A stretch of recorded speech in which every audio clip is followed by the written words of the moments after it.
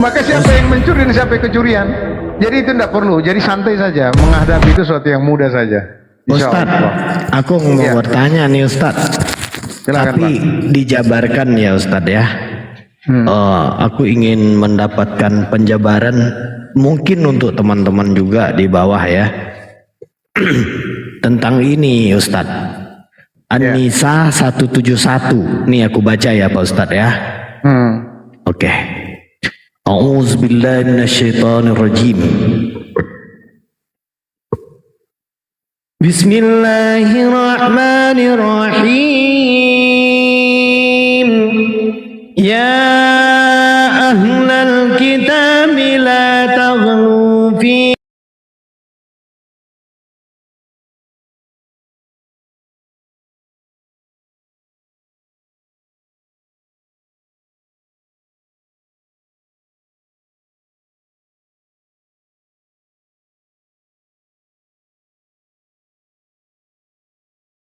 murid-muridnya berkhianat. Berarti Yesus ini bersandiwara. Kok bersandiwara supaya tergenapi? Nggak terima kan?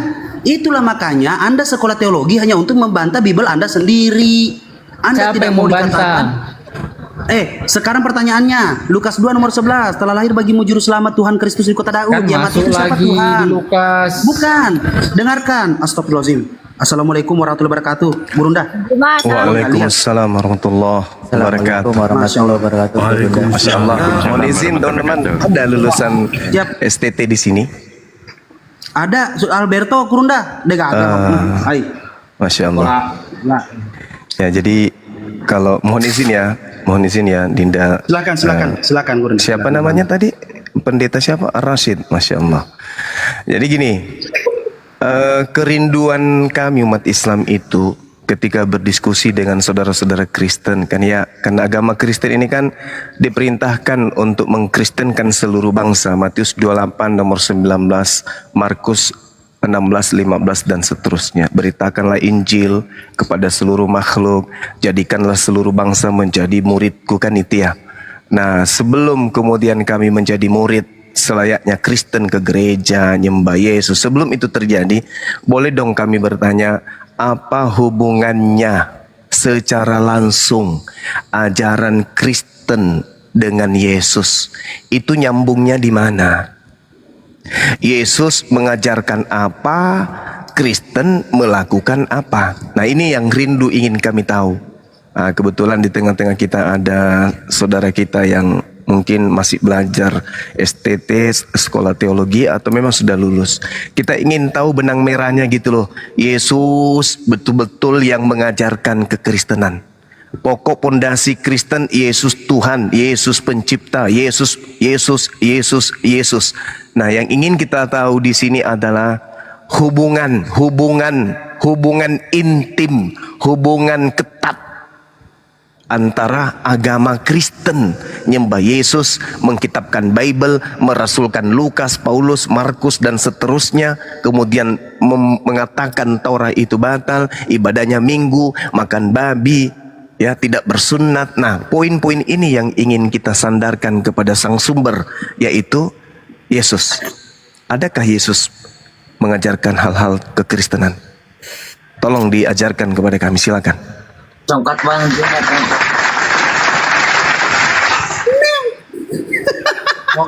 cuma terlalu besar, tidak dengar timbul suara. Terlalu besar ya? Dominik di mute dulu. Dominik, host di mute Kalau dulu. gini? Dominik, silakan Alberto, Sekolah Tinggi Teologi, silakan Abang Alberto. Waktu dan tempat jawab. Iya, silakan Bang. Gini ya, saya bukannya ini ya. Kita kalau mau ngomong itu harus ada konsentrasinya kemana. Jangan terlalu panjang Bang Zuma ngomong sehingga kita nggak tahu nanti arahnya kemana. Saya nggak mau jadi debat kusir. Ya. Oke, baik. Saya Abang simpulkan. satu-satu. Oke, saya simpulkan. Abang satu-satu. Tadi Baik. bahas tentang 10 detik Bang. Saya nih sebagai apologet Islam rindu ingin melihat. kalau yang jadi permasalahan kalau itu berbeda dan bertentangan, ya. Sekali lagi mungkin membawa tentang berita tentang Yesus. Bukan itu. Apa? Suara saya kedengaran nggak ya teman-teman? Saya pingin tahu hubungan agama Kristen dengan Yesus. Hubungan langsungnya, hubungan langsung. Bukan pengakuan sepihak, tapi Yesusnya yang memang betul-betul mengajarkan inti kekristenan. Itu yang saya minta. Bukan pengakuan-pengakuan orang barat, tapi dari Yesusnya sendiri yang merangkul seluruh aspek pembelajaran kekristenan. Itu yang kita butuhkan. Kalau cuman klaim, kami sudah kenyang. Kami tahu Kristen ini. Kenapa? Itu nggak ada klaim. Ya udah, kalau begitu silakan saudara buktikan hubungan erat antara Yesus dengan agama Kristen itu di mana. Data ya, silakan. Anda mau bilang bahwa Kristus itu Kristen gitu. Ini lulusan Kami kan pengikutnya. lulusan atau Kristen masih itu belajar? kan pengikut Kristus.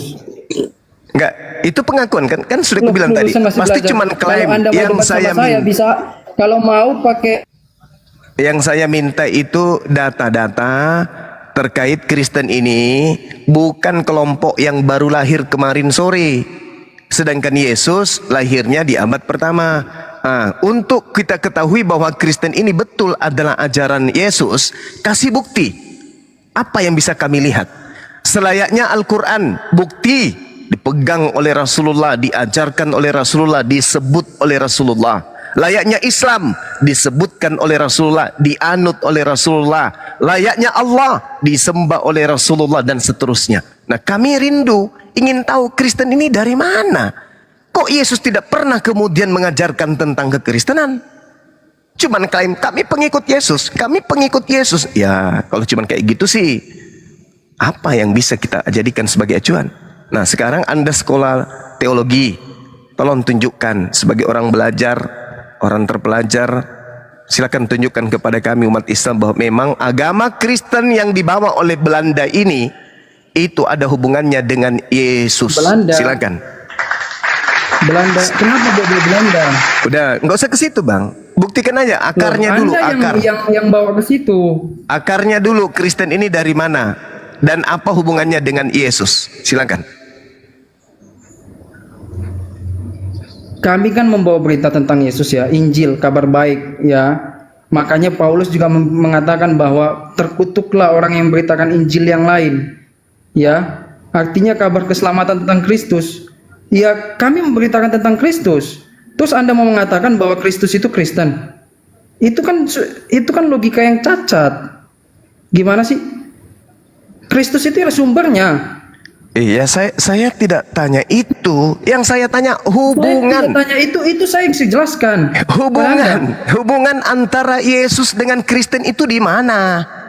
Yang dikatakan hubungan itu, Bung, Yesus mengakui, Kristen mengakui, dua-duanya melakukan kerjasama pembelajaran kekristenan, bukan cuman klaim. Yang saya minta, selayaknya Islam, umatnya Nabi Muhammad dengan Nabi Muhammad itu rangkulan, lahirlah agama Islam. Konsepnya dipelajari, dikaji, disampaikan, diuraikan bersama. Nah, sekarang Kristen dengan Yesus hubungannya di mana? Kalau hanya Kristen yang menghubung-hubungkan, kami pengikutnya, kami penerusnya, kami beriman kepadanya, kami begini nyanya, itu klaim. Yang saya minta hubungannya. Seperti Nabi Musa, hubungannya dengan Bani Israel, hubungannya dengan kaumnya Yahudi dan Israel. Ada, ketat, nyambung. Satu meja mereka, satu kelas mereka, satu kelompok mereka, satu geng mereka. Musa kaumnya. Nah, sekarang Kristen dengan Yesus, di mana hubungannya? Kapan Yesus duduk bersama dengan orang-orang penyembahnya? Kapan Kristen beribadah sama dengan jemaahnya hari Minggu? Di mana Yesus pernah makan babi? Di mana Yesus pernah ibadah Minggu? Di mana Yesus pernah Natalan? Di mana Yesus pernah bersama dengan orang-orang yang tidak bersunat? Itu loh yang kita cari. Di mana Yesus pernah membaca kitab Lukas, kitab Markus, surah Roma, Galatia, Filipi? Di mana Yesus pernah seperti itu, membaca itu? Di mana Yesus pernah rangkulan dengan Paulus yang telah memberikan 13 buku kepada Kristen? Itu loh yang kita butuhkan. Kalau cuma klaim, iblis juga mengklaim dirinya Tuhan. Iblis juga mengklaim dirinya malaikat terang. Yang kita butuhkan bukan klaim, yang kita butuhkan adalah dudukkan perkara. Yesus memang mensahkan, Yesus memang kemudian memberikan validasi, Yesus memang meridhoi, merestui agama Kristen. Itu yang kita butuh. Silahkan. Kedengarannya Suma itu dia terhotbah ya. Pak Alberto tidak diam dulu. memberikan Pak kesempatan kepada Alberto Pak untuk menjelaskan. Ya, silakan. Kita mendengar khotbahnya saja. Oke, Pak silakan. Kristal, Saya minta Pak maaf Kristal. kalau Itu gitu. salah Silakan. semua. Ya, kabur kan? Itu Kabur. bukan diskusi. Nah, sekarang saudara, Pak kami Kristal, kasih kesempatan diam dulu. kepada saudara Kristal. Silakan. 3 jam. Nah, silakan. Anda uraikan hubungan Jawab. Kristen dengan Yesus. 3 jam. Silakan mulai dari sekarang. Bukan. Yang lain diam. Saya bilang Alberto sudah menjadi pasangan. Udah, itu sudah Anda kabur. Dia udah berdiskusi. kabur. Sudah kabur. Anda sekarang. Silakan Anda jelaskan hubungan Kristen dengan Yesus itu di mana titiknya. Silakan. Hubungannya karena Ya. ajarannya, ya, sumber ajaran kasih itu ya dari Kristus, makanya kami sebagai pengikut Kristen, pengikut disebut Kristen. Kristen di sini bukan agama, ya, karena Kristus sebagai sumber. Itu yang pertama. Kemudian Anda kayaknya hubungan dia nggak yang paham lain. pertanyaannya, dia Loh, nggak paham. pendeta, sudah Suma dengan siapa ini? Anda tidak paham pertanyaannya. Anda dikasih waktu 3 jam, tapi percuma Pak. Paham pertanyaannya. Loh, jangan angkat suara karena Suma ada di sini. Masa Kagak. kok Suma persilakan saya bicara, Anda lah yang berbicara. Ya, kita dengarkan lelucon selama 3 jam. Silakan. Saya menjawab secara singkat saja, saya tidak pakai waktu lama. Oke, Jadi sudah. satu hubungan karena ajarannya. Sudah. Ya. Jadi Yesus sebagai sumber kasih, ajaran kasih. Jadi kami adalah pengikut Oke, sudah. Kristus yang disebut Kristen. Saya tambah Sudah. lagi. Saya tambah Sudah. lagi. Silakan. Saya tambah lagi satu hubungan ya. Ini kan tanya hubungannya. Yang satu lagi adalah ajaran Kristus. Pergi beritakan Injil ke seluruh dunia. Jadikanlah bangsa muridku. Kemudian baptislah mereka dalam nama Bapa, Anak, dan Roh Kudus. Itu hubungan yang erat.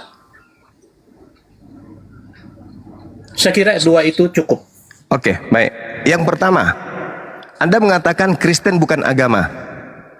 Matius 5 nomor 20. Jika hidup keberagamaanmu tidak lebih baik dari ahli Taurat, engkau tidak akan masuk ke dalam surga. Kata Yesus menurut tulisan Matius.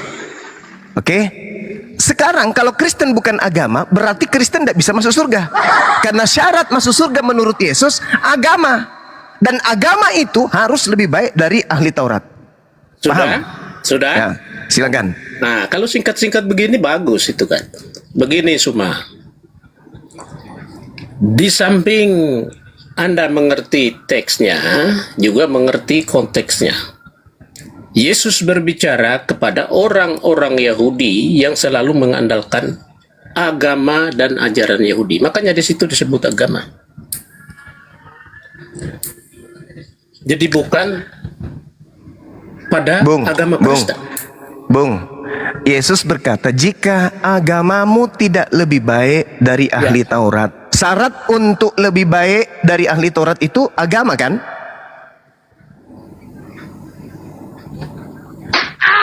Anda mengatakan Kristen bukan agama. Kira-kira Kristen masuk sebagai kandidat nggak untuk lebih baik dari ahli Taurat? Lidah keluh. Pada saat Lidah itu, keluh. pada Lidah saat keluh. itu, Gimana? gimana nih? Enggak, dengarkan dulu. Jangan Anda menipu diri Anda sendiri. Yesus berkata syarat untuk masuk surga, agamanya harus lebih baik dari ahli Taurat. Matius 5 nomor 20. Anda mengatakan Kristen bukan agama. Iya. Lolos Anda enggak tahu- Kristen? Anda Lolos tahu enggak tidak? Kristen? Sudah. Harus beragama yang saya lebih lagi baik ya. dari ahli Taurat. Oke, saya tanya lagi. dulu. Kristen lagi. agama atau bukan? Kalau mengacu pada sekarang sebagai Mengacu kepada sekarang. Loh, Mengacu kepada sekarang. Saya ulang. mengacu. Kristen agama atau bukan? tidak bisa Anda dikte saya harus memilih ya dan tidak karena ada penjelasannya. Tadi Anda mengatakan Kristen bukan agama. Bukan agama, betul. Betul. Tepuk tangan dulu. Kristen Ya. bukan agama. Iya. Dengarkan itu, dengarkan. Iya. Yesus Kalau berkata Anda- di dalam kalau Matius Anda- 5 nomor dengar, 20. kalau Bang, Anda- gantian kita. Kalau Anda merujuk Gantian. kepada Yesus kondisi berkata di sejarah, dalam Matius 5 nomor 20, syarat untuk masuk surga, orang itu harus beragama dan agamanya harus lebih baik dari ahli Taurat. Berarti Kristen tidak lolos masuk surga karena satu, Kristen bukan agama, boro-boro lebih bagus agamanya dari ahli Taurat, agama saja bukan. Oke, Bang Juma. Ya udah, gagal ya. Anda harus telan itu ya. Ternyata Kristen tidak bisa masuk surga karena Kristen bukan agama. Nah sekarang agama yang lebih baik dari ahli Taurat itu setahu saya Islam. Kristen tidak bisa masuk karena Kristen bukan agama, tidak memenuhi syarat. Kristen tidak memenuhi syarat karena bukan agama. Oke? Yang kedua tadi, yang kedua ajaran. Saudara mengatakan Kristen hubungannya dengan Yesus adalah ajaran. Tolong tunjukkan di mana ajaran Yesus yang menyebutkan kemudian nama Paulus yang memberikan 13 buku maut kepada kalian. Coba, di mana Yesus pada saat penginjilan selama 3 tahun, Yesus menyebut nama Lukas, Yesus menyebut nama Markus, Yesus menyebut kemudian Paulus. Di mana Yesus menyebut nama mereka selama Yesus mengajarkan Injil selama 3 tahun? Ingat, Anda mengatakan ajaran. Berarti ajaran yang Anda imani adalah ajaran Paulus. Paulus menerima wajib hukumnya dari Yesus. Karena yang saya tanya hubungannya dengan Yesus. Tolong tunjukkan. Di mana Yesus pernah menyebut nama 3 orang ini pada saat dia penginjilan? Lukas, Markus, Paulus. Silakan.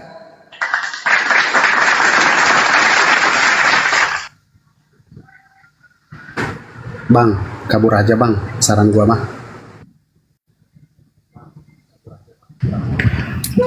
Bukan kabur aja Bang. Dengar dulu Bang Juma. Tadi teman saya sudah jelasin tentang Matius 5 ayat 20 ya. Matius 5 ayat 20 itu kita kalau lihat di rokoknya bicara tentang bukan Taurat, bukan Kristen itu agama Bang ya. Jangan baca Alkitab itu comot-comot ayat. Enggak nyambung. Matoba kan uku Ci, guru dah. Kok tahu? Menghadapi teman-teman ini cukup potong kuku. Bung, coba Anda baca Matius 13, Bung. Baca Matius 23. Saudara, baca Matius 23. Apa kata Yesus? Ahli Taurat, ahli orang Farisi menduduki kursi Musa. Jangan kau ikuti mereka, sebab mereka hanya bisa mengucapkan tapi mereka tidak mempraktekkan hukum Taurat. Kristen dengan beriman kepada Paulus, Kristen mengimani hukum Taurat sudah dibatalin. Efesus 2 nomor 15, hukum Taurat sudah batal beserta segala ketetapan yang ada di dalamnya. Itu dulu. Nah, bagaimana Kristen ini bisa lebih baik daripada ahli Taurat? Pertama, Kristen bukan agama. Kedua, tak ada lagi ajaran Torah di Kristen. Bagaimana syaratnya bisa lebih baik? Orang kedua yang kabur. Bagaimana syaratnya bisa lebih baik? Bubur 2. Gimana? Syarat 3. Terhambur, habis. Habis, gulung tikar. Tutup gereja, tutup. Apa? Yang nekat naik yuk. Bisa Kalau umat Islam ditanya, apa hubungannya Al-Quran dengan umat Islam dengan Nabi Muhammad? Nabi Muhammad mengucapkan apa? Huzu Al-Quran min arba'a khairukum man ta'allamal Quran. Nabi Muhammad menyebut kitab sucinya umat Islam. Hubungannya jelas. Al-Quran diterima oleh para sahabat dari lisan beliau. Juma. Itu jelas. Jadi hubungannya ada. Nah, sekarang kita tanya nih, Kristen yang keluar-keluar pakai nama Yesus, bawa-bawa nama Yesus. Kita cari apa hubungannya antara Yesus dengan Kristen. Silakan. Halo Juma. Ya, halo. Ya, Ayo Bang, silakan Bang. Ajari yang kami Bang. katanya kan sekarang apa? Maksudnya Yesus menciptakan agama. Ajaran Kristen itu kan ada tuh. Tuhan itu tidak pernah mendirikan sebuah agama. Oke. Halo. Berarti yang dirikan Tuhan tidak Kristen pernah siapa? mendirikan agama. Berarti yang mendirikan Kristen namanya siapa? agama Yahudi. Berarti Sama yang- seperti Yesus tidak pernah Jadi yang mendirikan namanya mendirikan agama Kristen siapa? Yang mendirikan sebuah nama sekt itu adalah manusia. Oh, manusia. Yahudi itu dibentuk Oke. oleh kelompok Yahudi. Baik. Tuhan Oke, baik. tidak pernah mendirikan sebuah Baik. agama. Baik. Biar Anda paham. Oke, baik. Oke, baik. Nah, Yesus sekarang Kristus tidak pernah mendirikan namanya agama. Oke, berarti Yang Kristen mendirikan bukan agama didirikan adalah oleh pengikut-pengikut Yesus. Yesus Oke. Kristus. Mereka Oke. membentuk nama kelompok mereka itu Oke. adalah Kristen. Udah. Artinya Kristianos Oke. artinya adalah pengikut-pengikut Baik. Kristus. Oke. Tidak ada itu satupun Tuhan Oke. yang dari Bani Israel mendirikan sebuah nama agama, Oke, kecuali baik. dari Arab itu mendirikan Oke. sebuah namanya agama kalian itu. Baik, Ya? baik. Oke. Biar oke, Anda paham. baik, Jadi baik. jangan kau samakan Yahweh dengan yang Tuhan kau itu menyamakan dari siapa? Arab. Bisa enggak Anda berhenti diam sebelum saya Kau tampar itu mulut yang Anda pakai menyamakan. sepatu? Kau mengatakan Yahweh itu mendirikan sebuah agama. Sejak kapan Yahweh itu mendirikan agama Yahudi? Sejak kapan Oke. Yesus mendirikan namanya Baik. agama Kristen? Baik. Jadi agama yang dimaksud Yesus di Matius 5 nomor 20 itu apa? Agama itu adalah suatu kelompok ya dari bahasa Sanskerta. itulah yang artinya kutanyakan, tidak. Cupu. Agama Yang artinya kutanyakan tidak itu. kacau. Artinya Tuhan Yesus maupun itulah Yahweh itu yang memberitakan kutanyakan. berita-berita keselamatan. Itulah artinya yang tidak saya membuat tanyakan. kekacauan di dunia. Itulah yang Sebagai saya aturan tanyakan. untuk menyampaikan firman-Nya Itulah supaya yang manusia saya itu hidup pertanyakan. berdasarkan firman-Nya. Itulah yang saya bukan pertanyakan. agama Itulah yang saya pertanyakan, Bung. Kelompok menyembah Yesus, ibadah minggu, dan dutan di gereja itu yang dirikan siapa? Apa hubungannya dengan Yesus? Seperti misalnya hari Minggu, ya itu yang dirikan ajaran ibadah seperti itu siapa? Itu loh yang saya tanya.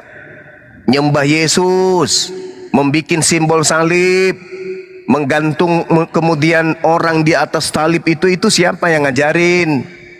Oke, pesta ibadah pakai minuman-minuman keras, itu siapa yang ngajarin? Menyembah anak Maria, itu siapa yang ngajarin?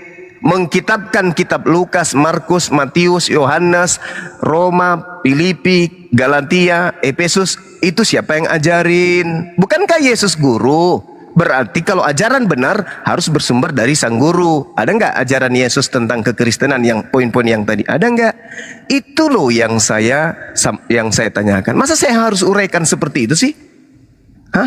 Sedetail itu saya harus uraikan. Ketika saya bertanya, apa hubungannya Kristen dengan Yesus? Andalah yang punya kewajiban untuk menjelaskan. Seperti misalnya, apa hubungannya orang Yahudi dengan Nabi Musa? Baca Ulangan 4, baca Ulangan 6, baca Yesaya 11, baca Ulangan 11. Itu hubungannya erat.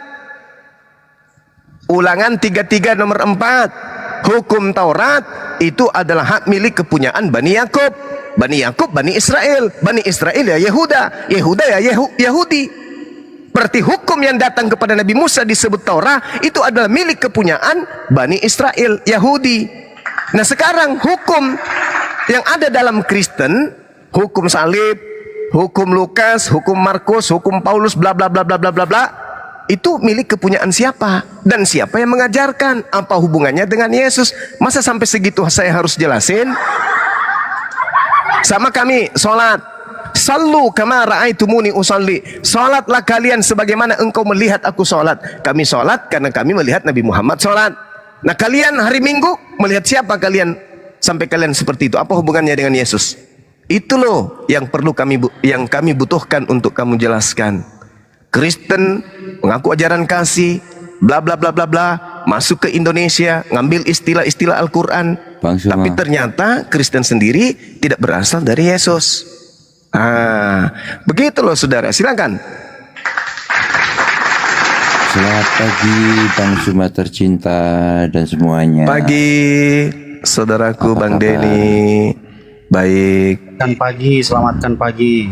Selamatkan pagi dan juga diberkati oleh Tuhannya Yesus. Amin. Sekarang sudah Tuhannya Yesus ini Bang. Tuhannya Yesus. Bukan kepada saya, jangan tunjukkan kepada saya di mana Yahweh itu mendirikan agama Yahudi. Coba saya tunjukkan ke saya. Terus. Di mana coba tunjukkan. Di mana? Yeremia 31 nomor 31 sampai 33. Apa katanya? Aku akan memasukkan hukum Taurat ke dalam batin setiap Bani Israel dan Bani Yehuda. Yang saya tanya, di mana Yesus mengatakan tentang ajaran Kristen? Lukas, Markus, Matius, Yohanes, Roma, Galatia, bla bla bla bla. Itu di mana Yesus memberikan legitimasi selayaknya Elohim memberikan legitimasi tentang Taurat kepada Bani Israel dan Bani Yehuda. Di mana? Tunjukkan dalilnya, silakan. Kaitannya apa di situ membentuk agama Yahudi apa? Loh, Yahudi itu adalah satu kelompok yang mereka menyembah Tuhannya berdasarkan tuntunan Torah, kitab Tanak. Ya, di mana Yahweh ini membentuk? Kristen di mana adalah Yahweh satu ini membentuk kelompok agama Yahudi? yang memiliki tatanan keagamaan, menyembah anak orang yang kita minta legalitas dari anak yang disembah ini kepada Kristen. Itu loh yang kita minta. Tuhannya Yahudi, jangan ada ilah lain di hadapanku, hanya aku Tuhan.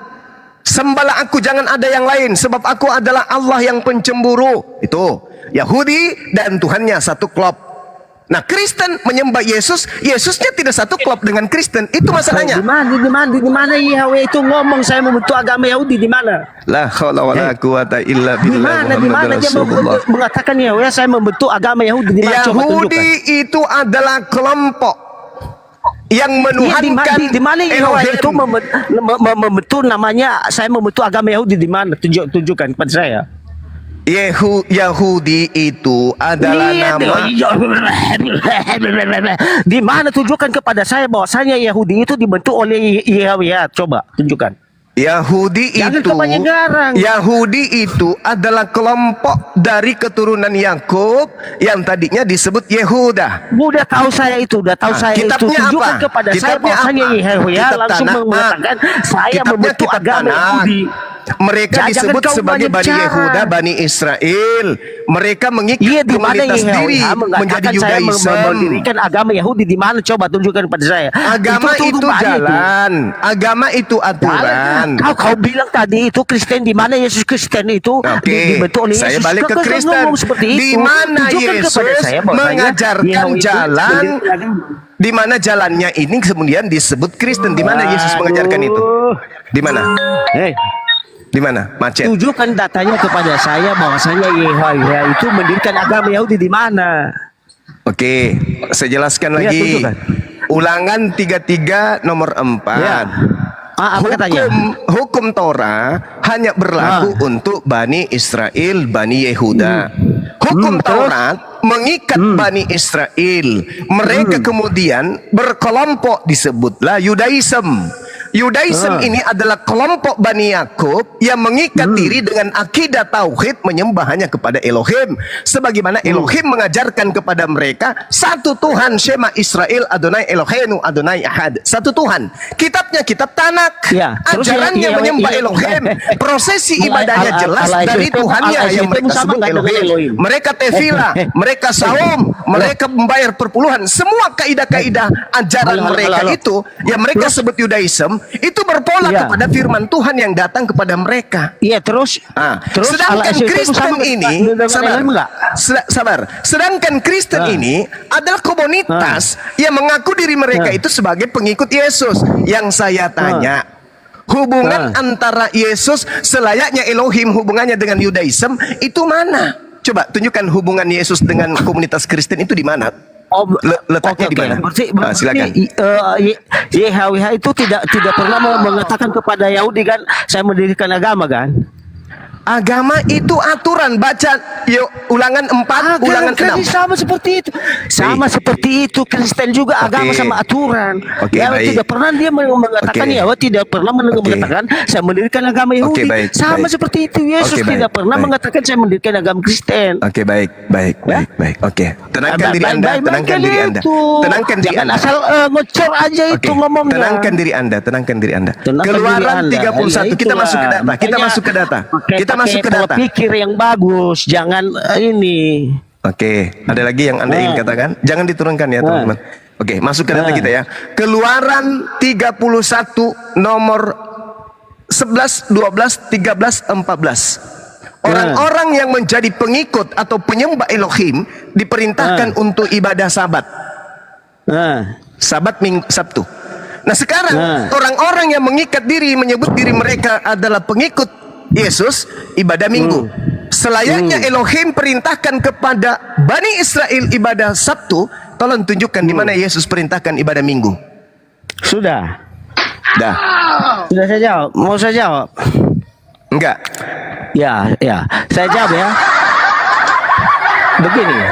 YHWH itu memulai pekerjaannya dari hari pertama sampai hari Saya ke-6. tidak ada hubungannya itu. Yang saya tanya Kristen.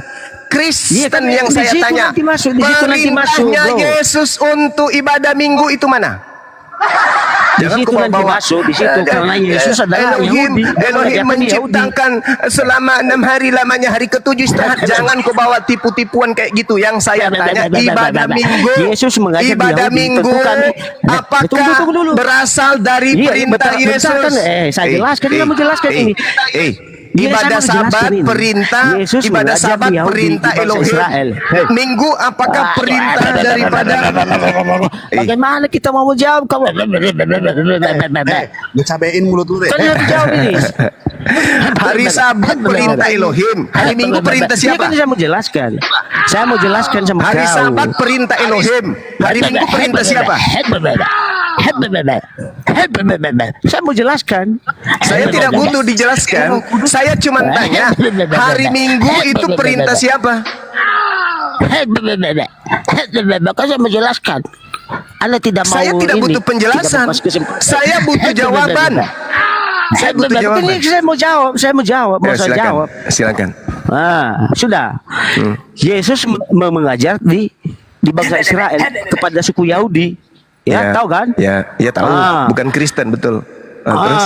Ya sudah, terserah kau nanti mau bilang apa, nggak ada itu urusanmu. Yang saya tanya, sudah. Perintah Yesus untuk ibadah Minggu mana?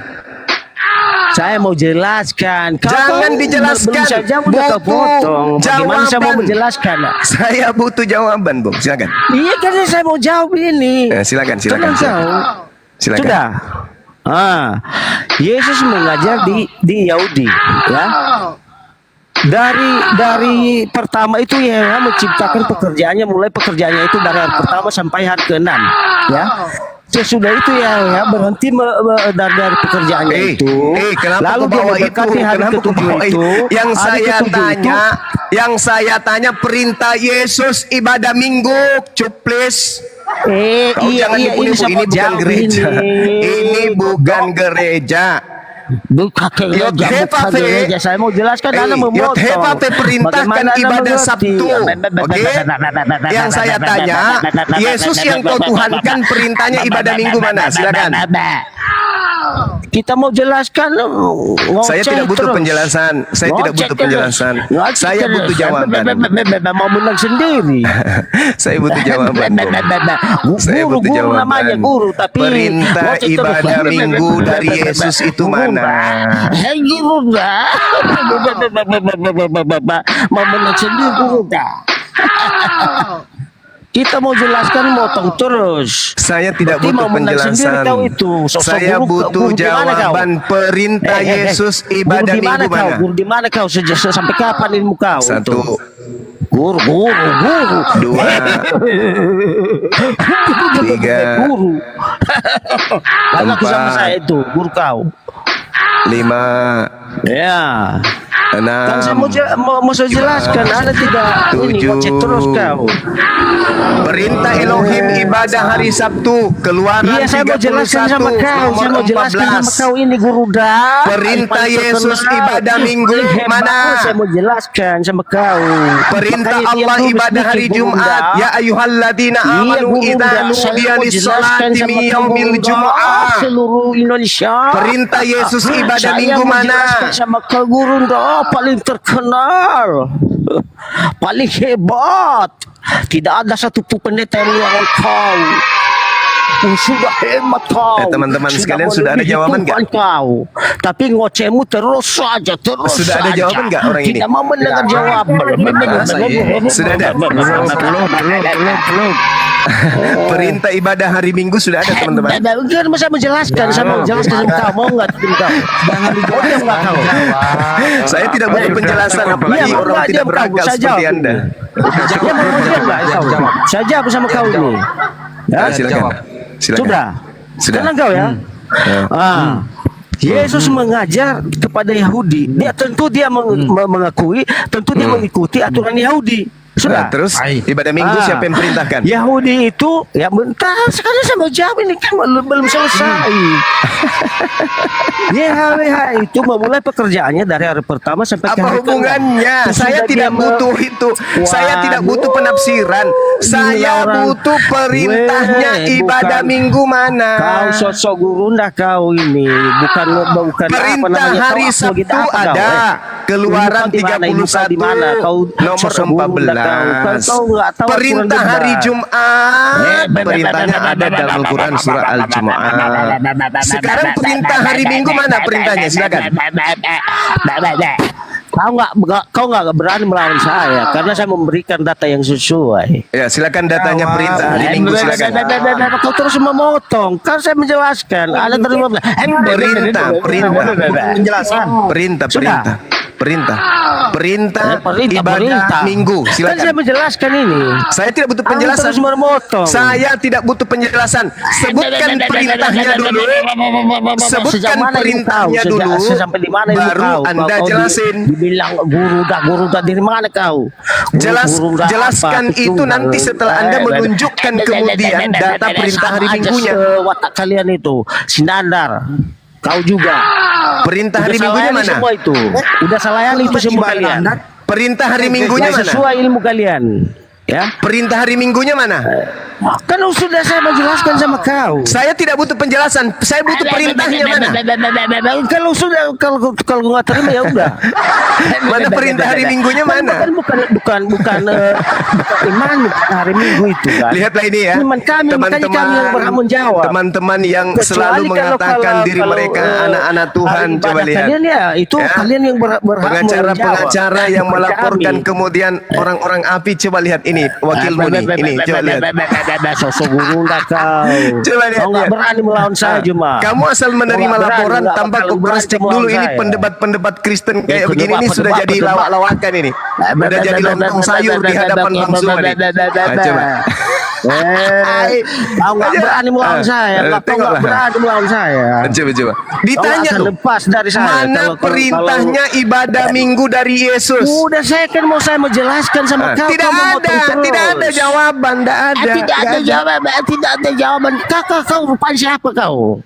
Oke, kita dengarkan. Boleh kita kasih waktu ya untuk dia jelaskan apa yang dia menjelaskan. Nanti kita minta datanya ibadah Minggu, boleh ya teman-teman? Ya, silakan. Oke, silakan. Sudah 2 hari mulai dari Ya, silakan. Bisa tenang kau. Iya, silakan. Jangan motong terus ya. Waktu Ya, ada silakan. ini mulai dari kemarin. Sudah. Ya. YHWH itu memulai pekerjaannya dari hari pertama sampai hari ke-6. YHWH itu dia berhenti pada hari ke-7, ya.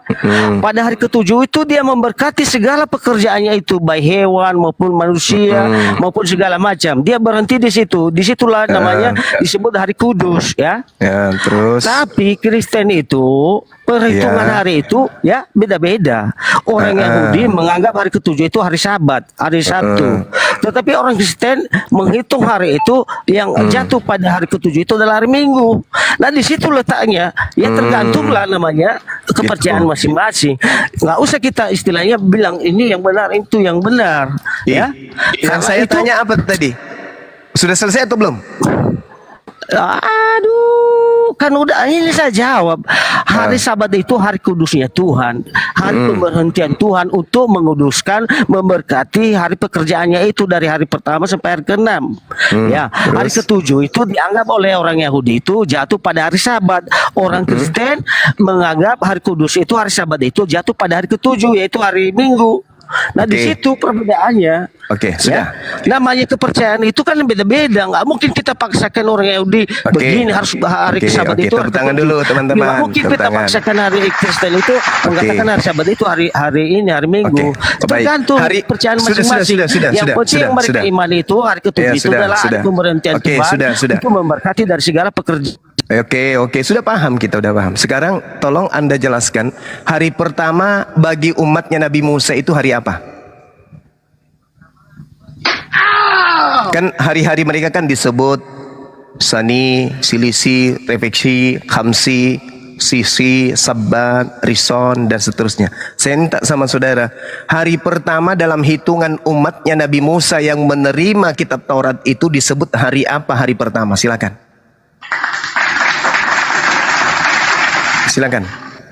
Anda kan mengatakan masing-masing punya kepercayaan mana Sabat itu. Nah, sekarang saya minta yang punya hukum Taurat itu Kristen atau Yahudi? Yahudi dong. Yang tahu tentang kitab Tanakh Kristen atau Yahudi? Yahudi dong. Yang tahu hari Sabat itu Senin, Selasa, Rabu, Kamis, Jumat, Sabtu atau hari apa? Yahudi dong, karena dia yang punya. Nah, saya ingin uji Anda nih. Saya ingin uji. Hari pertama dalam hitungan hari-hari bagi umatnya Nabi Musa itu jatuh pada hari apa dan disebut apa dalam bahasa Ibrani? Silakan. Saya kasih pilihan.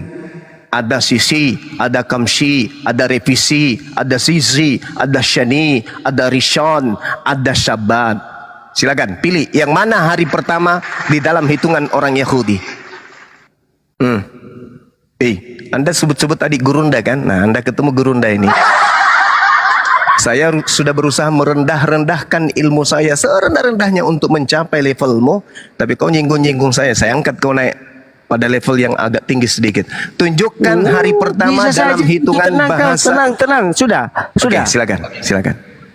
Coba tunjukkan kepada saya di dalam kitab Tanakh itu bahwasanya mengatakan hari pertama itu hari Senin. Hitungan dulu, hitungan. Memang nggak ada di dalam kitab Tanakh itu nggak ada. Hitungannya Dalam itu hari tradisi pertama, Yahudi. Dengar, dalam coba sebutkan hari pertama bagi hitungan Yahudi itu hari apa? Nggak ada keterangan dalam Alkitab itu. Maupun di dalam kitab Tanakh. Ini bukan dalam kitab. Dalam tradisi Yudaism hari pertama itu apa? Kan mereka yang tahu. Kami berpacu pada kitab. Kami berpedoman pada kitab-kitab itu. Oke. Di mana dituliskan di dalam Bible bahwa hari ke-7 itu hari Minggu? Nggak ada juga. Tapi menurut perhitungan kalender Masehi. Tadi rujukannya katanya Bible. Saya minta di Bible hari ke-7 itu hari Minggu, mana tertulis? Dia dihitung menurut perhitungan kelahiran Yesus. Saatnya Anda ditertawakan. Nah, sekarang hari Sabat menurut Yahudi hari apa? Sabtu atau Minggu? Kalender itu. Tanya dulu. Sekarang apa? Menurut Yudaism hari Sabat itu Sabtu atau Minggu? Ya hari Sabtu. Saya akui itu. Terus dari mana Kristen mendapatkan materi bahwa hari Sabat itu Minggu? Itu saya bilang tadi. Kalender sekarang. Bentar.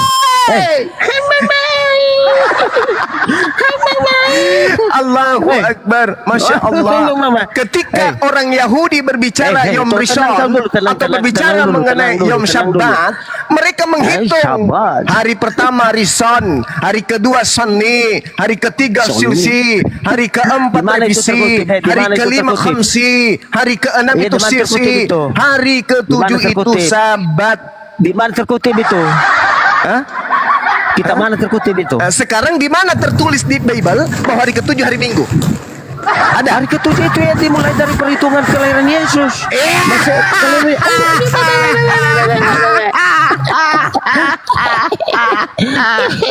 Tolong tunjukkan di dalam Bible hari apa Yesus lahir. Silakan. Hey, halo. Hari ini gua nggak mengerti. Saya Sekarang yang minta pakai kalender. hari kelahiran Yesus itu Kalender. hari apa? Coba Kalender sebutkan. sekarang yang kau pakai apa? Kalender sekarang yang kau pakai apa? Rison, Seni, Selisih, udah tahu itu. Refki, Iya, terserah kau itulah Khamsi, mau bilang apa. Sisi, Sabat. Iya. Tunjukkan Sisi, hari Song, apa Song. Yesus lahir. Iya. Prediksi itu tanggal 25 menurut Saya tidak kesonalan tanya kami. tanggal. Hei, saya tidak tanya. Saya tanya hari. Hari apa Yesus lahir? Itu masih belum ada perhitungan hari di situ. Hari apa? Hari ke-7, hari ke-6 ya. Satu kali lagi Bang Suba, satu kali lagi. Halo. Please. Bentar dulu.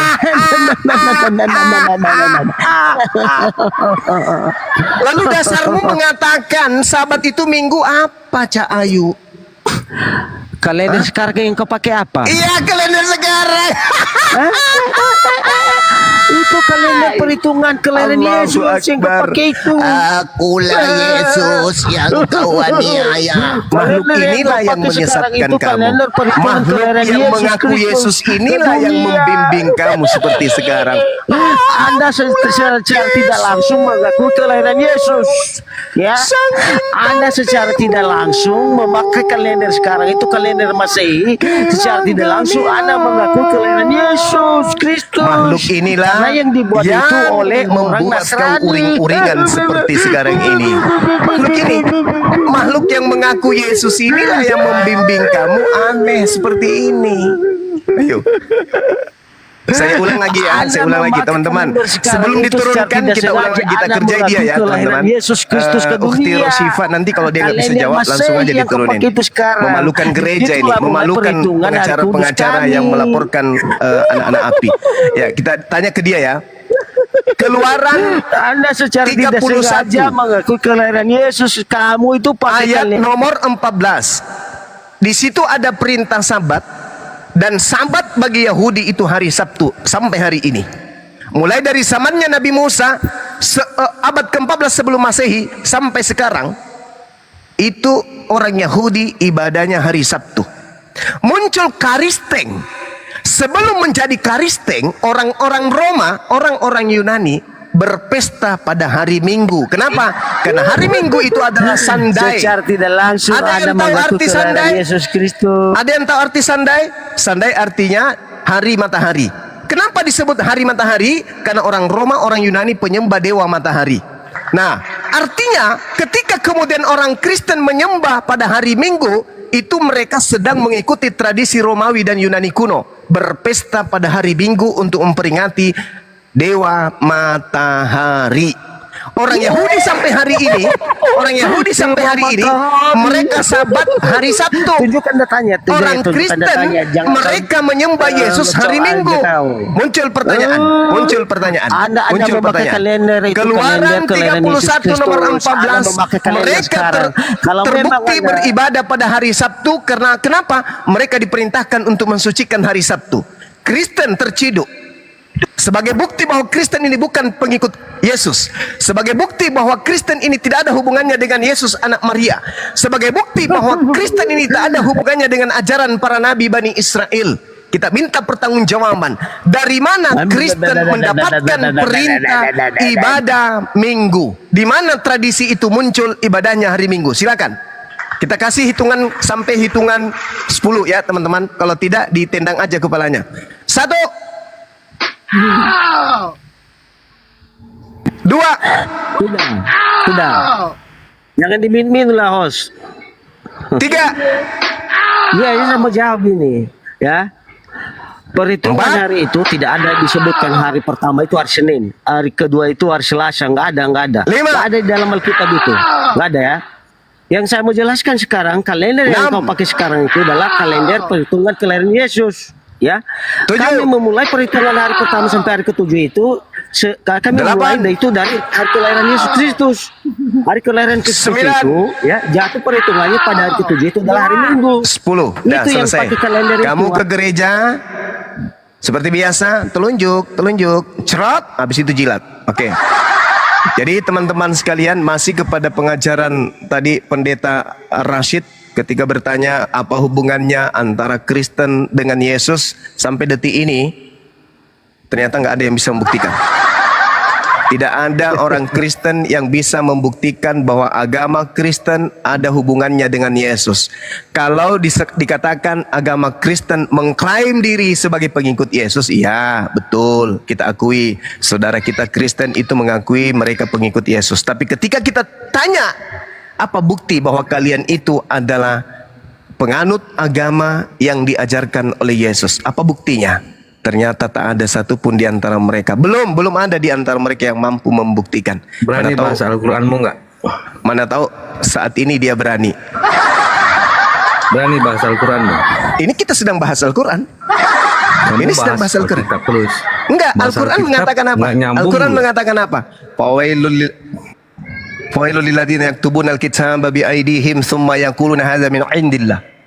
Orang-orang kafir membuat buku panduan agama mengatakan itu dari Allah, padahal bukan dari Allah. Itu hanya menduga-duga dan itu hanya angan-angan. Kamu menuhankan Allah apa untuk Muhammad? Membuktikan bahwa Al-Quran ini betul, saya bisa buktikan apakah kamu benar menuhankan ibadahnya Muhammad? orang Kristen itu hanya angan-angan atau perintah dari Tuhan? Nah, kita minta Kamu berani nggak Tuhannya, bahas Al-Quran? perintah Tuhan. Nah, ini Al-Quran dibahas, cupu. Perintah Iya, kamu Tuhannya, bernarasi, saya belum bertanya. perintah Tuhannya mengatakan ibadah itu hari Sabtu. Keluaran 31 nomor 14. Sedangkan Kristen beribadah hari Minggu. Kalau Al-Quran ini salah, berarti ada panduan dari Tuhan untuk ibadah Minggu. Untuk membuktikan Al-Quran ini salah atau benar, tolong Kristen tunjukkan perintah dari Elohim untuk ibadah hari Minggu. Silakan. Silakan. Kalian kenapa beribadah di hari Jumat? Perintahnya ya ayyuhalladzina amanu idza nudiya lis-sholati min yaumil jumu'ah. Ada perintah. Sekarang mana perintahnya dari Tuhan untuk ibadah Minggu? Silakan. Kalau tidak Al-Quran benar. Fawailul lil ladzina yaktubuna al-kitaba bi aydihim tsumma yaquluna hadza min indillah. Agama ciplak. Berarti Al-Quran betul.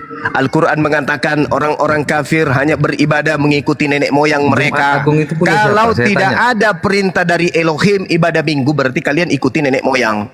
Berarti Al-Quran betul. Ini kita sedang bahas Al-Quran ini. Saya tanya kamu, Zuma. Ini kita sedang bahas Al-Quran. Sekarang Iya, buktikan bahwa hari Minggu, ibadah Minggu itu adalah perintah Yesus. Ya, Nabi Tuhan yang bernama Yesus. Agung kalian ambil dari mana? Atau Tuhan itu sendiri yang memerintahkan hari Minggu. Bisa Silakan. jawab, agama jiplakan kalian ini. Silakan. Mana ada hari Jumat ibadah agama Jumat terdahulu? Agung punya Nggak ada. siapa? Hari Jumat itu ibadah kami sesuai dengan perintah Jumat Tuhan Agung kami. punya siapa? Ya. Kalian menjiplak. Jumat Agung. Coba tunjukkan dalilnya Jumat Agung di Bible. 1, 2. Kamu aja nggak tahu kan? Silakan. Saya pingin tahu di mana. Di mana perintah Jumat Agung di Udahlah, Bible? Zuma. Silakan. Kamu itu 1. modal songor aja. Ilmu kamu tuh nggak ada, Zuma.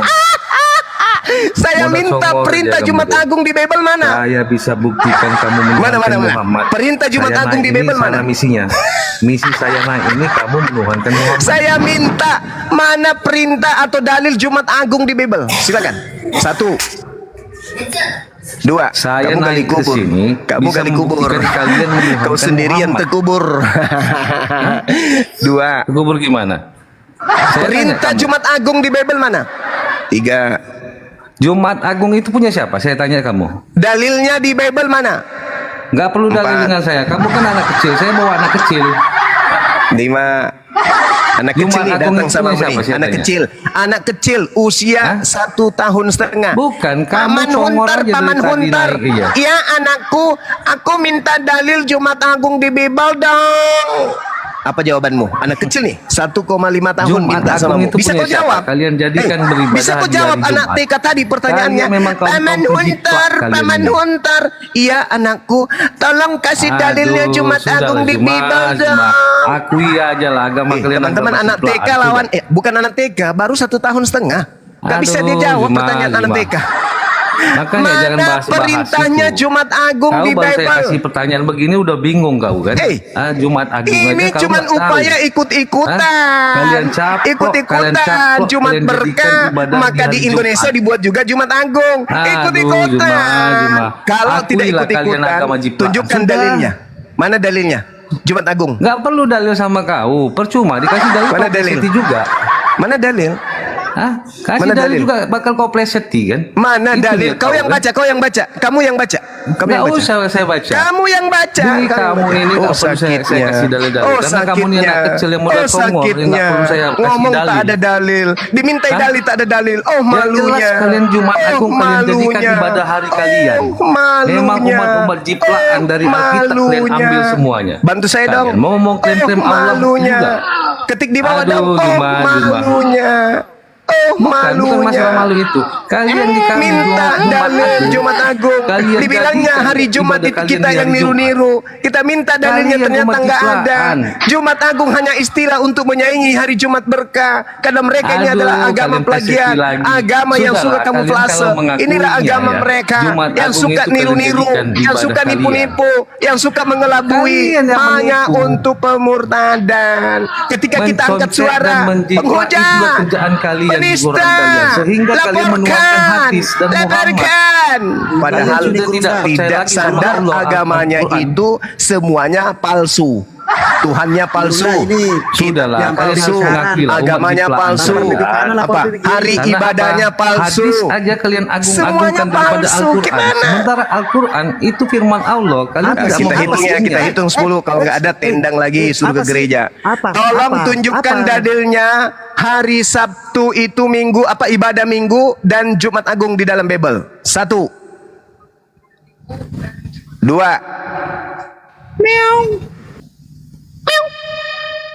3, 4, 5,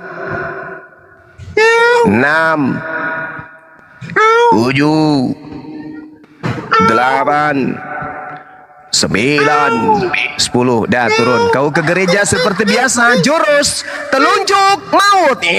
Cerup. Habis itu jilat. Cium dulu sebelum Anda jilat, cium dulu. Mana tahu ketika Anda cium, oh ini baunya kayak beda deh.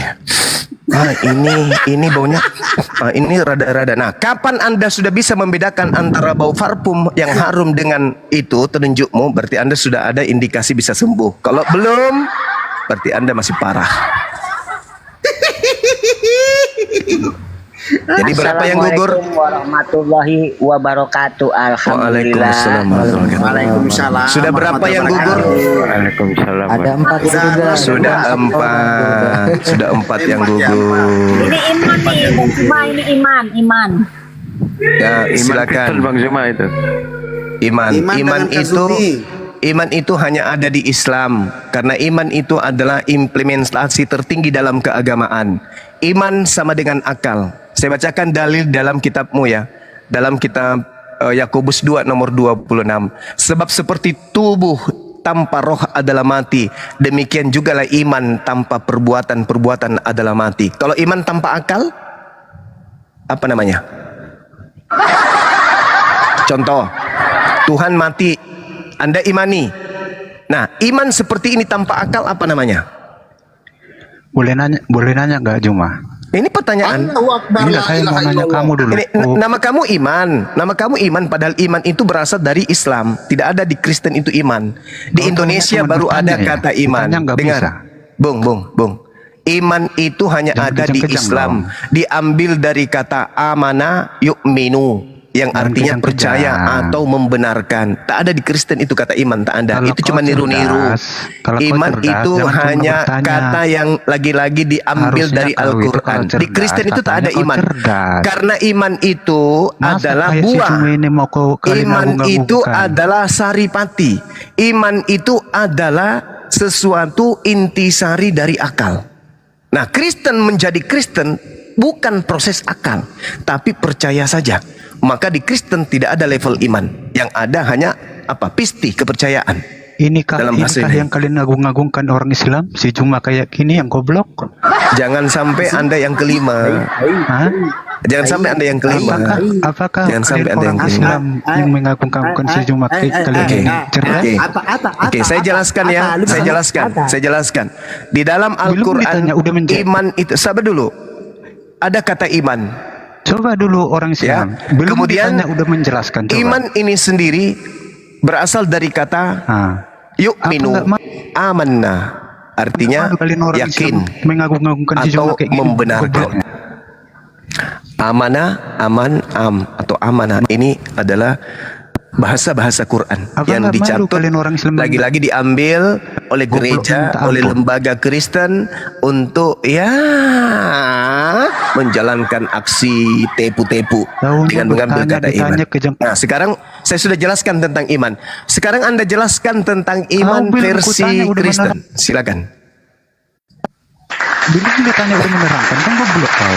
Oke, silakan Anda bertanya. Habis itu saya bertanya balik, boleh? Ya gitu dong. Kalau cerdas harus gitu. Jadi jangan malu kau dia gunggang-gungkan umat Islam kau tapi goblok meminta ampun. Langsung aja nanya. Ya, silakan bertanya, silakan. Oke, biasakan cerdas ya, jangan goblok kau. Jadi biar nggak malu kau dia gunggang-gungkan umat Islam. Banyak kali cerita kau. Banyak kali cerita kau. Biadab kau. Ya. Nah, ya, silakan saudara Piti, silakan. Kayak Islam kejam-kejam. Ngomong. Ingat kata iman yang kau pakai itu ya, itu bukan milik Kristen ya, itu milik Al-Quran. Diam aja kau. Kalau nggak cerdas nggak usah banyak congor. Nanya buruan, nanya. Katanya mau nanya. Banyak kan cerita kau. Nanya langsung, nanya langsung, nanya. Silakan, mana pertanyaannya? Udah buruan nanya. Pertanyaannya. Kayak gini lah kalian ngagung-ngagungkan. Silakan. Udah, nanya. Silakan. Nanya. Nah, tengok siapa ini? Silakan pertanyaannya Bang, silakan. Banyak kali cerita kau. Nanya langsung udah. Tengok tuh, nyerocos saja kerjanya. Kayak bebek. Kapan sih kalian ini cerdas umat Islam? Ada nggak umat Islam yang cerdas di dunia ini? Nanya, Bahlul, nanya. Pertanyaannya Bang, silakan Bang. Pertanyaannya Bang, silakan. Pertanyaannya, ada nggak umat Islam yang cerdas di dunia nih? Umat Islam itu adalah umat yang berakal. Ada nggak? Ku bilang ada nggak? Ada nggak? Umat Islam itu semuanya cerdas. Ada nggak? Semua umat Islam itu cerdas. Contoh misalnya kalau di Indonesia. Contoh misalnya di Indonesia. Dengarkan. Contoh misalnya di Indonesia. Anda bertanya loh. Aku tanya. Anda bertanya loh. Saya menjelaskan kok Anda tidak diam. Kau tanya dulu. Oke. Penemu ilmu hitung itu dari Islam atau dari Kristen? Jawab dulu. Gue tanya dulu. Yang menemukan ilmu hitung itu siapa? Islam atau Kristen? Gue tanya dulu. Gue tanya dulu sama siapa? Yang menemukan ilmu hitung itu dari Islam atau dari Kristen? Jangan jangan mute dong. Kalau kami jelas, masa orang penemu ilmu matematika itu berasal dari Islam, Al-Khawarizmi. Nah, sekarang tolong tunjukkan nama penemu dari agama Kristen yang menemukan ilmu matematika. Silakan. Ini Islam. Kalian. Silakan, Bang. Di room kalian kejang-kejang. Silakan. Main mute terus. Main kejang-kejang. Pertanyaannya saya sudah jawab kan. Adakah di Islam itu orang cerdas? Ku jawab. Yang menemukan ilmu matematika, Al-Khawarizmi. Terus. Sudah ku jawab. Sekarang giliran saya bertanya. Sekarang saya bertanya kepada saudara. Galatia 4 nomor 19. Ini pertanyaan saya. Terus. Di situ ada kata odino. Odino itu bahasa Yunani artinya sakit pada masa bersalin. Pertanyaan saya, kapan Paulus hamil? Sejak kapan Paulus hamil? Itu pertanyaan saya. Saya baca dasarnya di Galatia 4 nomor 19. Hai anak-anakku, karena kamu aku menderita sakit bersalin lagi sampai rupa Kristus menjadi nyata di dalam kamu. Pertanyaan saya, siapa yang menghamili Paulus? Silakan. Nggak malu kalian. Agak lain ini Paulus. Nggak malu Pertanyaan kalian. saya, dengarkan. Nggak malu Galatia kalian. 4 nomor 19. Anak-anakku, karena kamu aku menderita sakit bersalin. Pertanyaan saya, siapa yang menghamili Paulus? Jawab. Aduh, kok di hidung kalian kejang-kejang? Hah? Pertanyaan saya, siapa yang menghamili Paulus berdasarkan Galatia 4:19? Jawab. Di hidung kalian kejang nih. Kenapa jadi curhat kayak begini ya? Ini rusak, tombolnya rusak ini. Pertanyaan saya, siapa yang menghamili Paulus berdasarkan Galatia 4 nomor 19? Jawab. Kejang-kejang. Jangan di-mute, jangan di-mute. Jangan di-mute, teman-teman. Kok main mute kejang-kejang kalian? Kok Ya, nggak oke. malu kalian di rumah kalian sendiri main mute? Goblok kalian ini. Inilah si Juma ini kalian bilang mau kalian agung-agungkan. Saya ulang pertanyaannya ya. Siapa yang tadi? Pertanyaan saya ulang. Berdasarkan Galatia 4 tadi kau tanya. nomor siapa umat Islam yang 19, cerdas? siapa yang menghamili Paulus? Siapa umat Islam yang cerdas di dunia ini? Kau tanya kau. Al-Khawarizmi. Dia penemu ilmu matematika. Pertanyaan saya, siapa orang Kristen yang cerdas di dunia yang menemukan ilmu matematika? Tunjukkan datanya. Ilmu aljabar. Tunjukkan Kamu pernah? datanya. Kamu tahu aljabar? Tunjukkan datanya, goblok. Kau tanya, kau tahu aljabar? Kau ini. Hah? Inilah si Juma inilah kalian agungkan. Enggak, saya tahu. Menunjukkan data nggak bisa. Udah, enggak ada ya, enggak bisa. Jadi ini orang kelima yang kita tendang. Saya hitung sampai 5 pertanyaan saya. Sudah, anjir, udah 5. Lima yang pensiun, lumayan lah. Ya kan? Ya, mau Pertanyaan naik di sini minimal manusia ya, jangan Kristen yang naik, manusia yang punya otak. 5 orang sudah.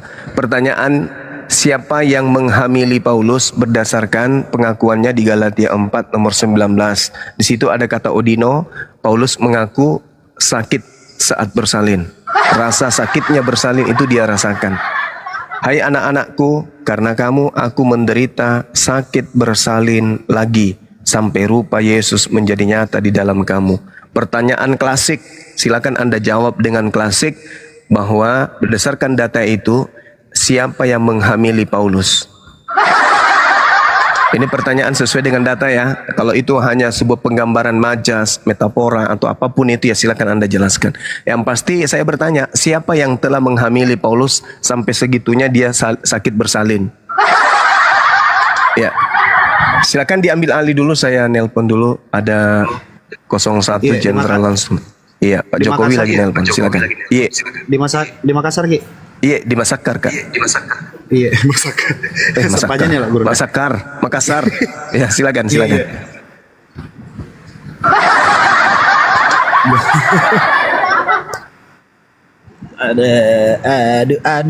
Aduh buyung, mengapa lupa padaku? Halo, ada yang mau naik? Halo, minimal yang naik itu astagfirullahaladzim.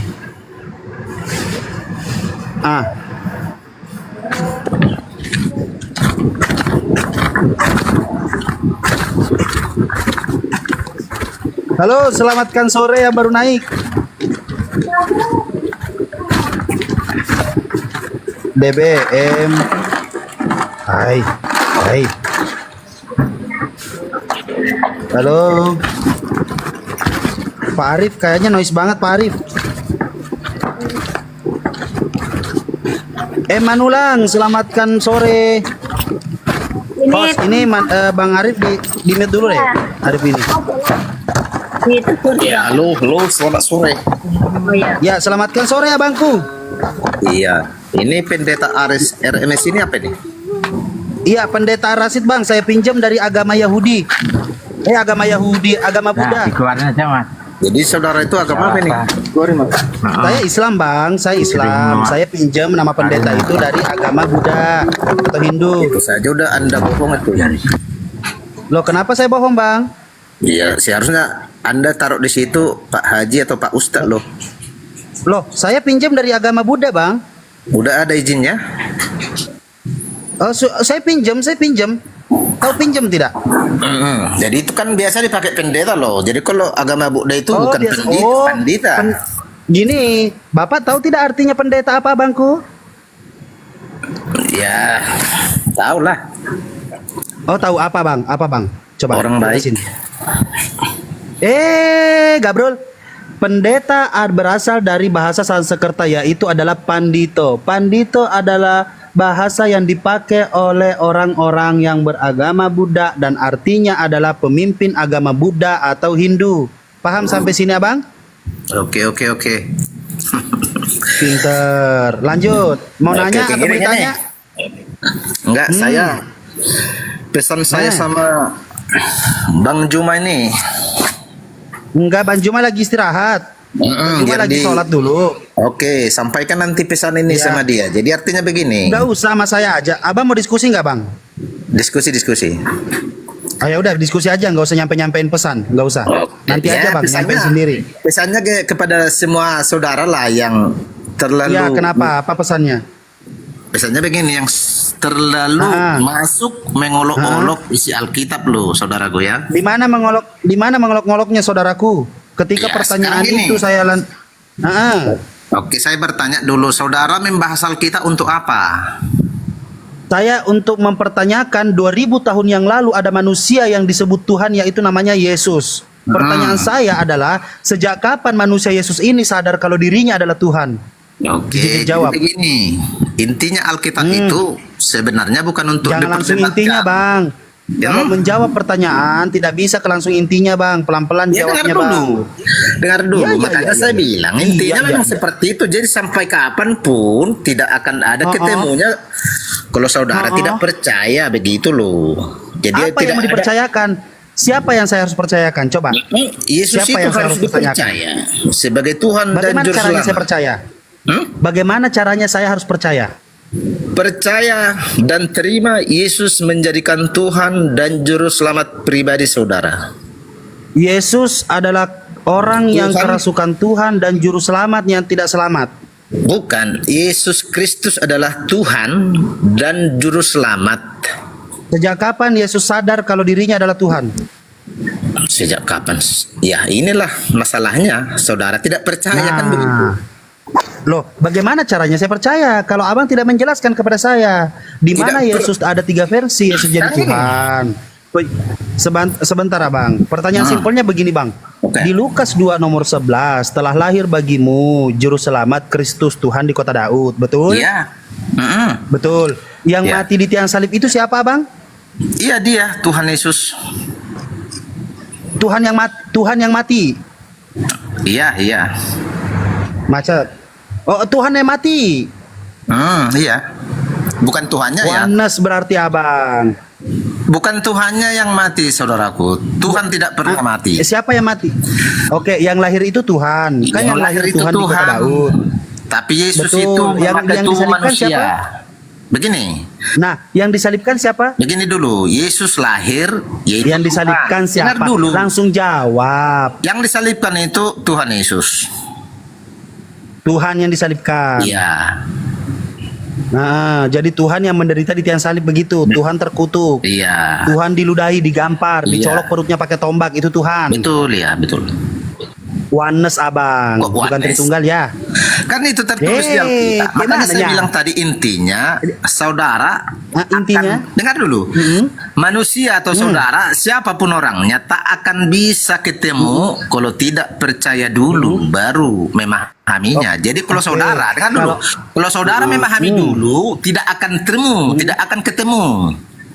Oke, saya memahami bahwasanya Yesus kerasukan Tuhan. Setuju tidak? Kerasukan Tuhan di mana tertulis? Nah, penjelasannya kerasukan adalah di mana seseorang melakukan sesuatu di luar dari manusia biasa pada umumnya karena adanya kendali roh di dalam dirinya. Kan begitu? Ada Beda. duinatur. Duinatur, dengarkan dulu.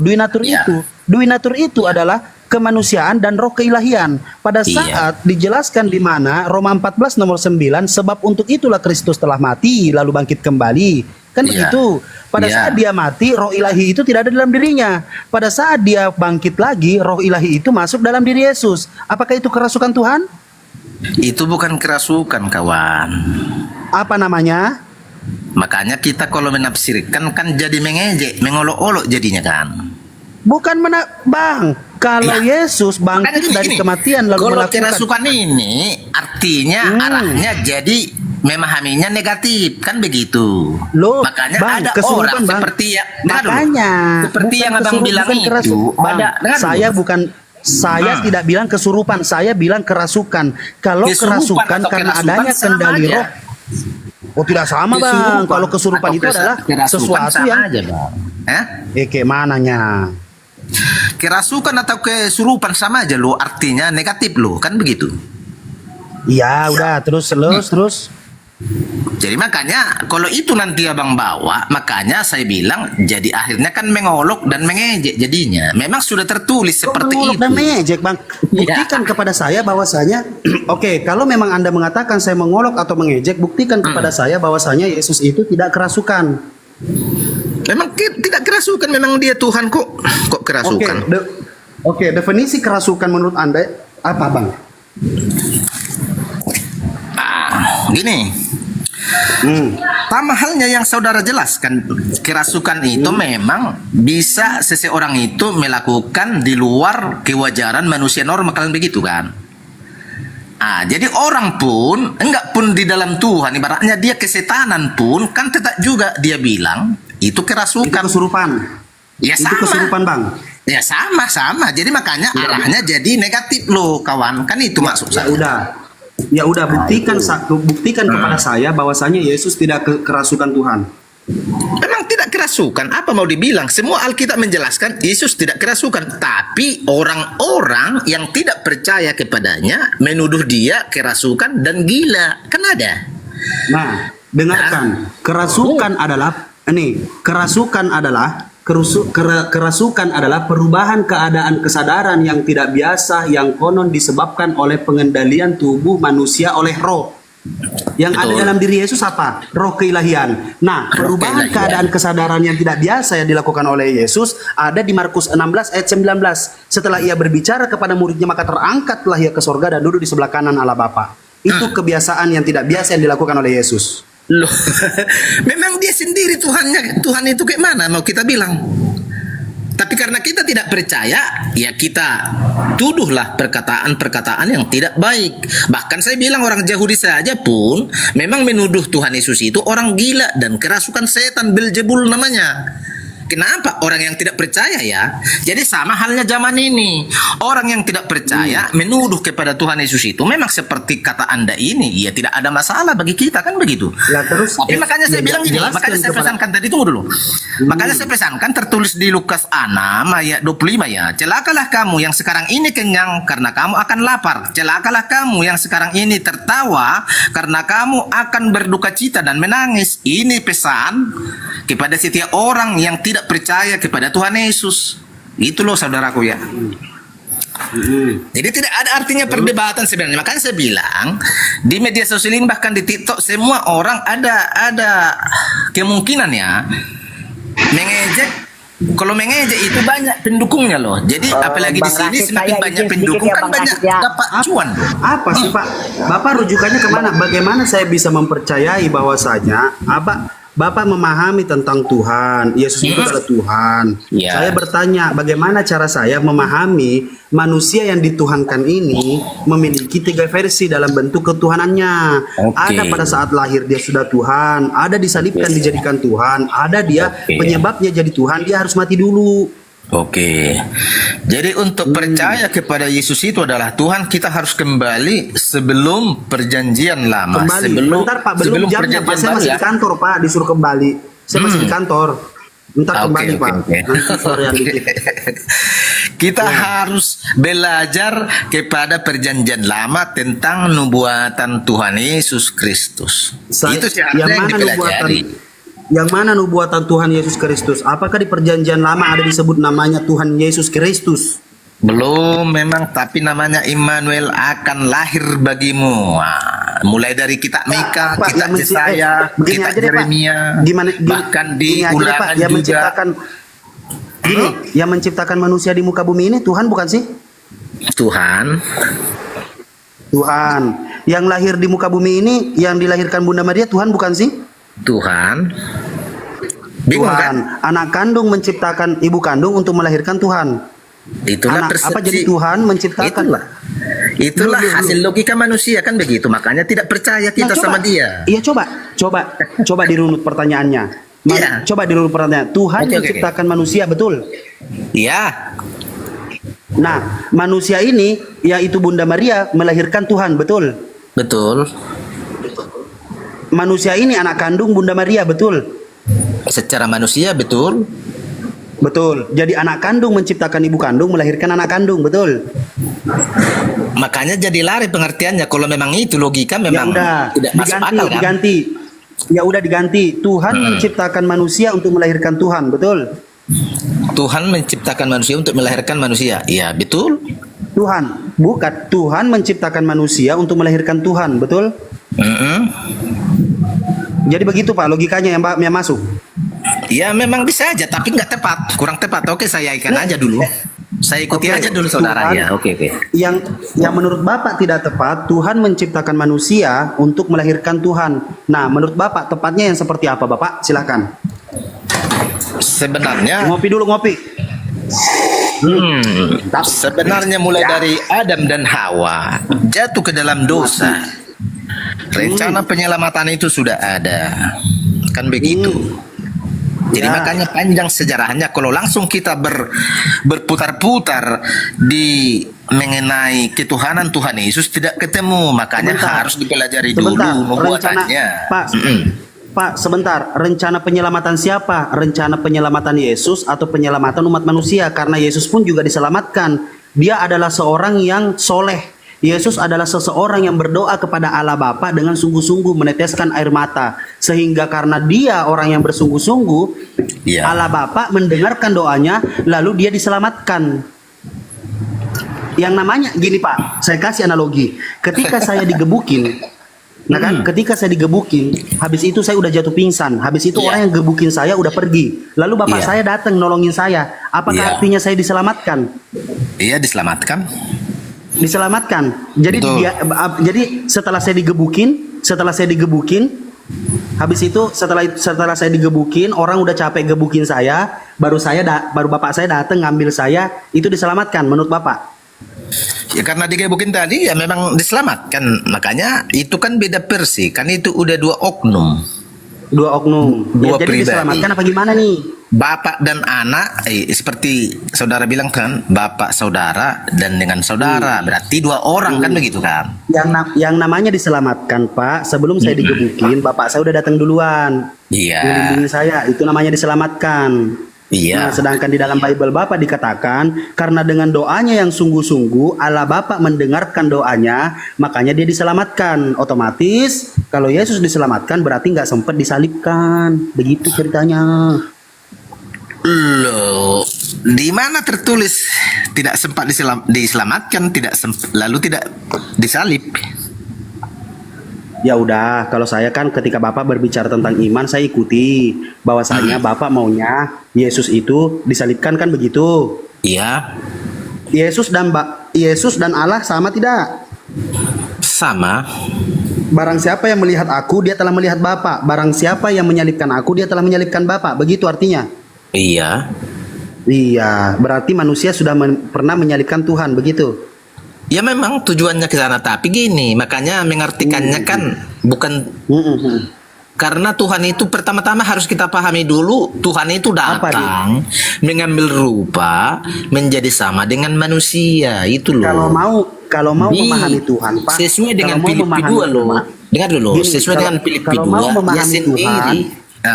Kalau mau memahami Tuhan, jangan langsung datangnya yang dipahami.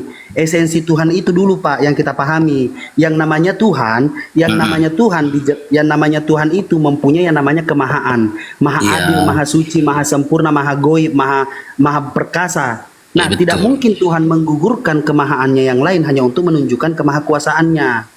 Nah, ketika Bapak mengambil akan hal itu, di mana dijelaskan bahwasanya pada mulanya adalah firman bersama-sama dengan Allah, dan firman adalah Allah. Yohanes 1:14, firman itu telah menjadi manusia. Nah, kalau Bapak mau narik seperti itu tentang firman, seperti apa pemahaman firman, seperti apa pemahaman Tuhan, Di mana juga dijelaskan innama amruhu isya aroda sayan ayakula lahu kun fayakun. Kun fayakun, katakanlah. Firman itu adalah perkataan. Ketika Allah Bapa berkata, maka jadilah Yesus. Kenapa bisa saya pengen nasi, tiba-tiba saya yang jadi nasi? Harusnya kan ketika saya berkata saya lapar, saya mau nasi, harusnya nasinya datang dong. Iya. Iya, saya yang menjadi nasi, saya yang pengen nasi, saya yang jadi nasi. Cemana itu? Oke. Jadi begini, posisi Tuhan Yesus itu begini ya, di Filipi 2 ayat 6 ya, yang walaupun dalam rupa Allah tidak menganggap kesetaraan dengan Allah itu sebagai milik yang harus dipertahankan, melainkan telah mengosongkan dirinya sendiri dan mengambil rupa seorang hamba dan menjadi sama dengan manusia. Makanya dia bisa disalibkan. Kalau dia tetap mempertahankan posisinya sebagai Tuhan itu sendiri, tidak akan bisa disalibkan, itu loh. Dan dalam keadaan sebagai manusia, ia telah merendahkan dirinya dan taat sampai mati, bahkan sampai Serendah mati apa, Pak? di kayu salib. Serendah apa Tuhan merendahkan dirinya? Serendah-rendahnya sebagaimana manusia yang paling hina. Sampai dia terkutuk gitu ya Pak? Iya, karena manusia itu Jadi, sudah Pak, terkutuk. Jadi Tuhan itu rela untuk mengambil kutuk manusia itu kepada dirinya. Makanya dia dibilang terkutuklah orang yang digantung di kayu salib. Galatia 3:13 kan begitu. Jadi gini, jadi kalau saudara tidak percaya kepada Tuhan Yesus Kristus, saudara akan menanggung dosa saudara sendiri, akan terkutuk gitu loh saudaraku. Bang Rasid, izin Bang Rasid, sedikit aja Bang Rasid, sedikit ya, izin dikit ya. Silakan. Tadi kan dia mengatakan kami Muslim ini mengolok-olok Bang ya. Terus saya akan bawa ya tiga kalimat, 3 ayat yang sering dibawa oleh saudara Kristen ini ya. Apa tuh? Abang percaya Allah itu roh ya, percaya nggak? Percaya, sebagaimana kitab suci menuliskan ya. Yang kedua, ya sebentar Bang. Yang kedua itu Bapa itu di surga ya. Iya. Betul ya? Iya. Yang ketiga, roh Allah itu melayang-layang di atas permukaan air, benar ya? Nah, yang mau saya tanya, ini Bapa yang roh ini, yang Allah ini di surga apa di atas permukaan air? Ya namanya Tuhan yang satu di mana aja ada, datang, maha hadir. Loh, tapi Anda berdoa selalu mengatakan demi Bapa di surga. Nggak pernah ada yang berdoa demi Bapa yang di atas permukaan air. Siapa ini yang benar, yang mana ini? Sama aja, namanya Tuhan itu. Oh, nggak bisa Anda nggak bisa bilang sama. Makanya Anda jangan mengatakan mengolok-olok. Alkitab Anda sendiri, Bible Anda sendiri yang membuka peluang untuk kami bertanya seperti mengolok-olok ini, Pak. Ya, sekian. Terima kasih. Lanjut, Pak Pendeta. Oke, jadi begini, maksud saya mengolok-olok ini tadi beda orang bertanya. Kalau nggak masuk akal lagi kalian dalam Alkitab iman Kristen ini, seharusnya yang kalian tawarkan adalah iman kalian loh, siapa tahu. Kan begitu, ibaratnya saya gini, kita sama-sama jualan gini kan. Saya jual makanan, saudara juga jual makanan, pasti kita promosikan resepnya, ini makanan yang paling enak gitu loh. Bukan justru sebaliknya, makanan saudara yang saya bahas, padahal jualan saya nggak saya promosikan. Itu yang saya lihat gitu loh saudaraku ya. Jadi kalau kita, makanya kami ini begini, kekristenan itu begini, karena itu beritakanlah Injil kepada segala makhluk. Itunya intinya, bukan membahas kitab orang lain, bukan membahas iman orang lain. Jadi kalau saya memberitakan Injil kepada orang, kepada siapapun, kalau saudara percaya, puji Tuhan, saudara selamat. Kalau saudara tidak percaya, ya itu urusan saudara, kan begitu. Jadi jangan seperti yang dibilang Bang Juma tadi, mengkristenisasi, kan begitu. Itu namanya akan terbalik situasinya. Saudara lah menawarkan, ini loh ajaran Islam yang benar, masuk surga begini. Iya, siapa tahu tawaran saudara itu masuk akal, kan begitu, diterima orang. Itu yang saya maksud. Jadi coba kita berdiskusi yang baik, seperti coba kalian rombaklah, bikin room, kalian tawarkanlah ayat-ayat suci Al-Quran. Kami juga begini, tidak Pak, membahas iman orang lain. Saya paham maksud Bapak. Ya, saya paham maksud Bapak. Begini Pak, kenapa kami mempercaya yang namanya Al-Quranul Karim dibawa oleh Rasulullah SAW? Karena semua ada runutannya. Bagaimana runutannya itu? Allah Subhanahu Wa Taala berfirman melalui dibawa oleh malaikat Jibril untuk menemui Rasulullah SAW, dan Rasulullah menerimanya, lalu disebarkan kepada umat manusia di muka bumi ini, yaitu terutama adalah Muslim. Nah, bagaimana kita meng-cross check akan hal ini? Karena di dalam Al-Quran 1400 tahun yang lalu tidak akan pernah ada mungkin manusia yang bisa membuktikan apa yang dijelaskan dalam Al-Quran. Contoh yang saya jelaskan kepada Bapak, ayat-ayatnya. Kalau Bapak mau baca silakan. Nah, contoh seperti ini Pak, pembentukan janin dijelaskan dalam Al-Quran ada di surah Al-Mu'minun ayat 23. Di surah Al-Mu'minun ayat 13 sampai 14. Nah, perluasan alam semesta dijelaskan di surat Ad-Dirayat ayat 51 sampai 47. Begitupun juga dengan pemisahan langit dan bumi ada di surah Al-Anbiya 21 sampai 30. Dan juga perlindungan atmosfer ada dijelaskan di surah Al-Anbiya ayat 21 32. Kegelapan lautan dalam ada di surah An-Nur 24 sampai 40.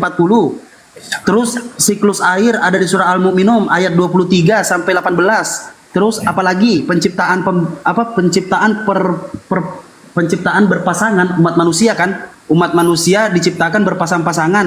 Ada di surat Az-Zariyat ayat 51 sampai 49. Keseimbangan ekosistem ada di surah Ar-Rahman ayat 7 sampai 9.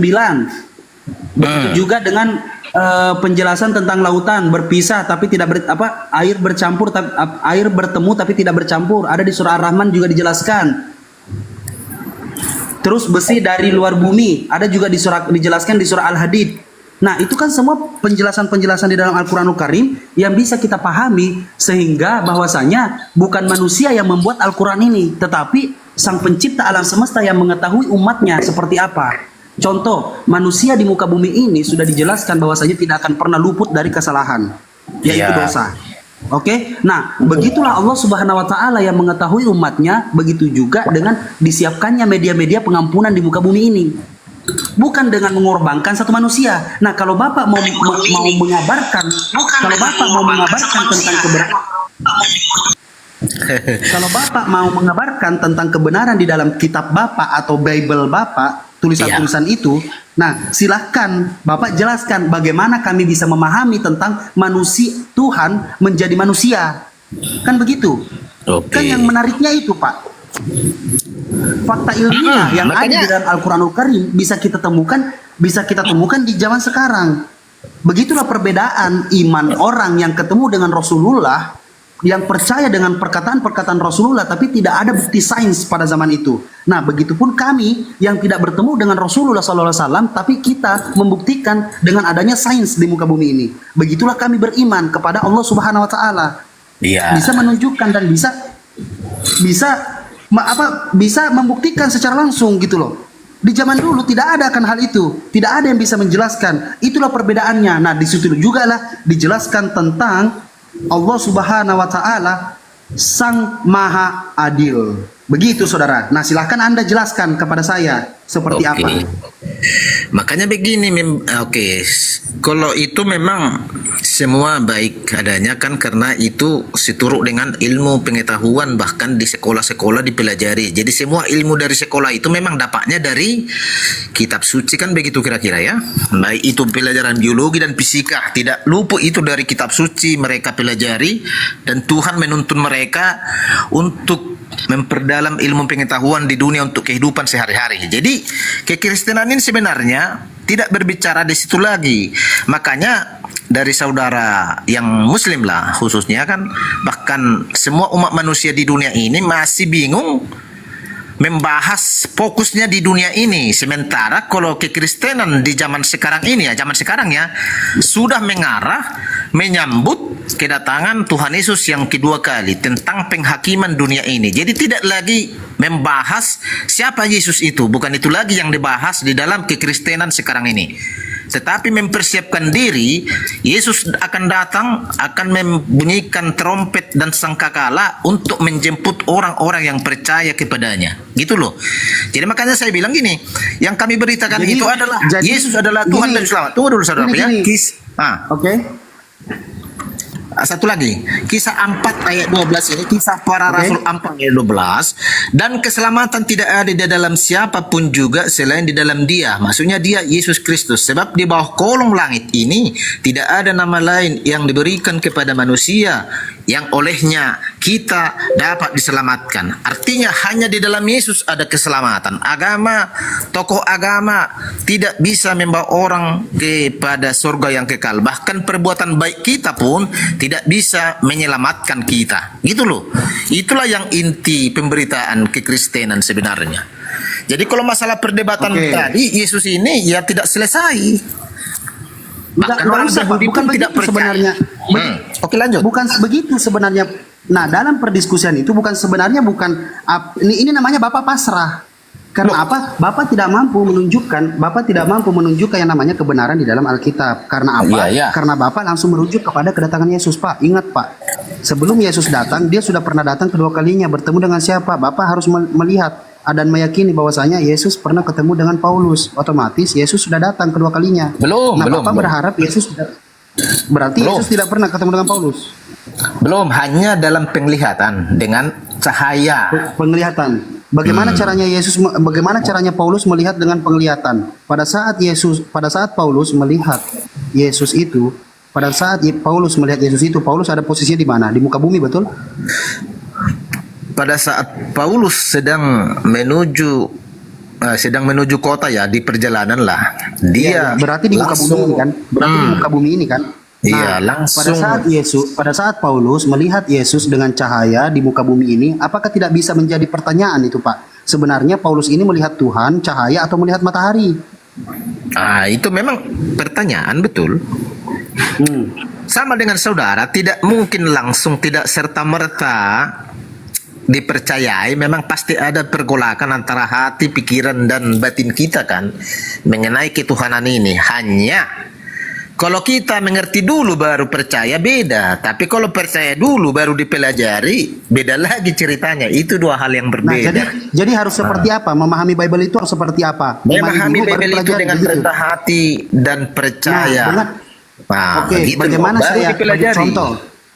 Ya, bagaimana saya mempelajari dengan rendah hati? Ketika saya memakai dengan cara rendah hati, saya membaca di mana Tuhan Bapa dijadikan Tuhan itu ada 3 versi. Pertama, Yesus dilahirkan sudah Tuhan. Kedua, Yesus menjadi Tuhan pada saat disalibkan. Ketiga, penyebab Yesus jadi Tuhan harus mati dulu. Yang mana yang saya rendah hati harus menerima itu, Pak? Oke, dalam hal itu saudara tidak percaya di dalam hal yang saudara sebutkan, harus kembali ke perjanjian lama di kitab para nabi, mengenai kitab Mika, mengenai kitab Yesaya. Di sana dinubuatkan tentang kedatangan Sang Mesias. Itu jadi benar enggak? Iya, benar enggak itu digenapi? Kan kira-kira demikian. Sesudah kita belajar di kitab para nabi tentang nubuatan kedatangan Sang Mesias, Sang Juru Selamat, digenapi di perjanjian baru, ya berarti betul kan itu intinya. Tidak bohong, tidak karangan. Nubuatan itu terjadi. Ya, walaupun di situ tidak ada tertulis nama Yesus, tapi kenyataannya dari berapa puluh tahun yang lalu sampai sekarang orang-orang di dalam gereja meminta kedatangan Yesus, berdoa, "Oh Tuhan Yesus, datanglah di tengah-tengah kami," bla bla bla, kan seperti itu. Iya. Mau tahu tidak, Pak? Mau tahu tidak, Pak, kenapa Yesus tidak datang-datang sampai sekarang, Pak? Bapak coba baca Ibrani. Oke, gini. Menjawab itu sebenarnya sih mungkin kedatangan Tuhan itu sekarang ini. Pada saat Bapak berdoa dari puluhan tahun yang lalu, turun-temurun berdoa untuk meminta kedatangan Yesus hadir di tengah-tengah kami pada saat di gereja.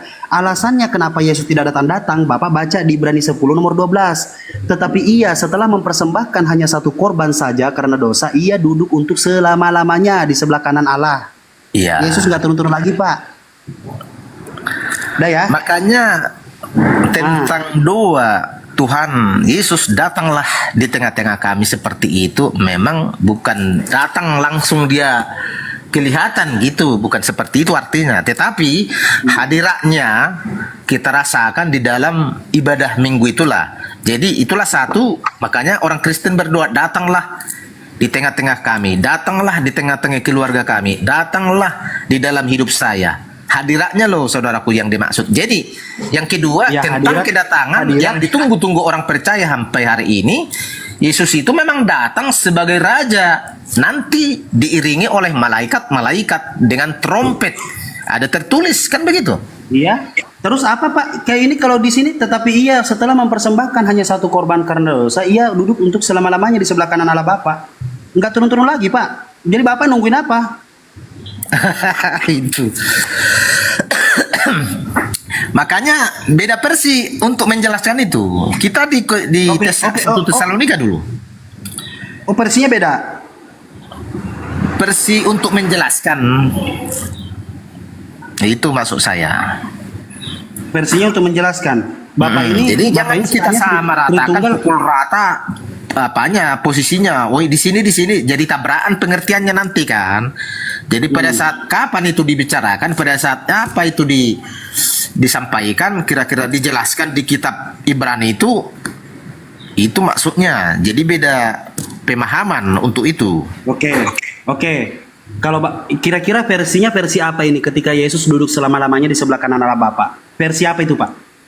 Versinya begini, Yesus itu sekali saja dia datang sebagai manusia, sebagai korban, gitu. Yesus sama seperti pada saat dia datang, Pak. Dia tidak pernah berubah. Ingat Pak lagunya, Pak. Tuhan Yesus tidak berubah. Tidak Memang ya. berubah. Iya, artinya makanya sekali saja dia dikorbankan di kayu salib.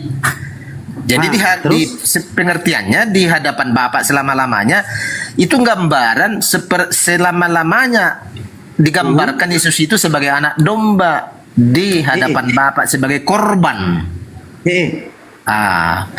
Jadi pada saat Yesus kan Bapak meyakini sebagai Tritunggal, Bapak meyakini Allah Bapa yang Firman itu telah menjadi manusia. Karena Firman itu sama-sama dengan Bapa dan bersama dengan Bapa, berarti Firman itu adalah Bapa itu sendiri, kan begitu? Iya. Ya kan? Pertanyaannya pada saat Firman itu menjadi manusia, sejak kapan manusia ini menjadi Firman atau menjadi Allah? Ya memang manusia itu tidak bisa jadi Firman, jadi manusia, ya tetap manusia. Izin Bapak, bukan tentang penghujatan, bukan tentang bagaimana kita membenci, tidak. Mempertanyakan sebagaimana manusia ini yang dikatakan Tuhan. Yang kita tahu Yesus pada saat disalibkan dia mengalami yang namanya lambungnya itu bolong, tangannya bolong, dan keadaan rambut gondrong dan memakai baju seadanya. Pertanyaannya Pak, pada saat Yesus terangkat ke sorga, apakah keadaan tangannya masih bolong? Sedangkan dijelaskan bahwasanya Tuhan Yesus tidak berubah. Nah, gimana tuh Pak? Makanya gini saudara, ya ibaratnya Tuhan Yesus itu sebagai manusia yang dipilih tadi ya, memang seperti manusia kita inilah dia keadaannya. Mengalami. Nah, pada saat dia duduk di sebelah kanan Allah Bapa, apakah keadaannya masih bolong tangannya? Makanya saya bilang tadi dia itu dilambangkan sebagai korban, sebagai anak domba yang dikorbankan. Pertanyaan saya, apakah korban ini tetap bolong tangannya di sorga? Kan dia setelah ia berbicara kepada muridnya, maka terangkatlah ia ke sorga dan duduk di sebelah kanan Allah Bapa. Ketika dia duduk di sebelah kanan Allah Bapa, itu katanya kalimat alegoris, yaitu kembali ke tahtanya untuk menjadi penguasa langit dan bumi, kan begitu? Pertanyaan saya, yang menjadi penguasa langit dan bumi ini yaitu Yesus sebagai manusia yang duduk di tahta Allah Bapa. Pertanyaan saya, apakah masih keadaan tangannya bolong atau tidak? Ya sebagai manusia tadi, sebagai korban, ya begitu.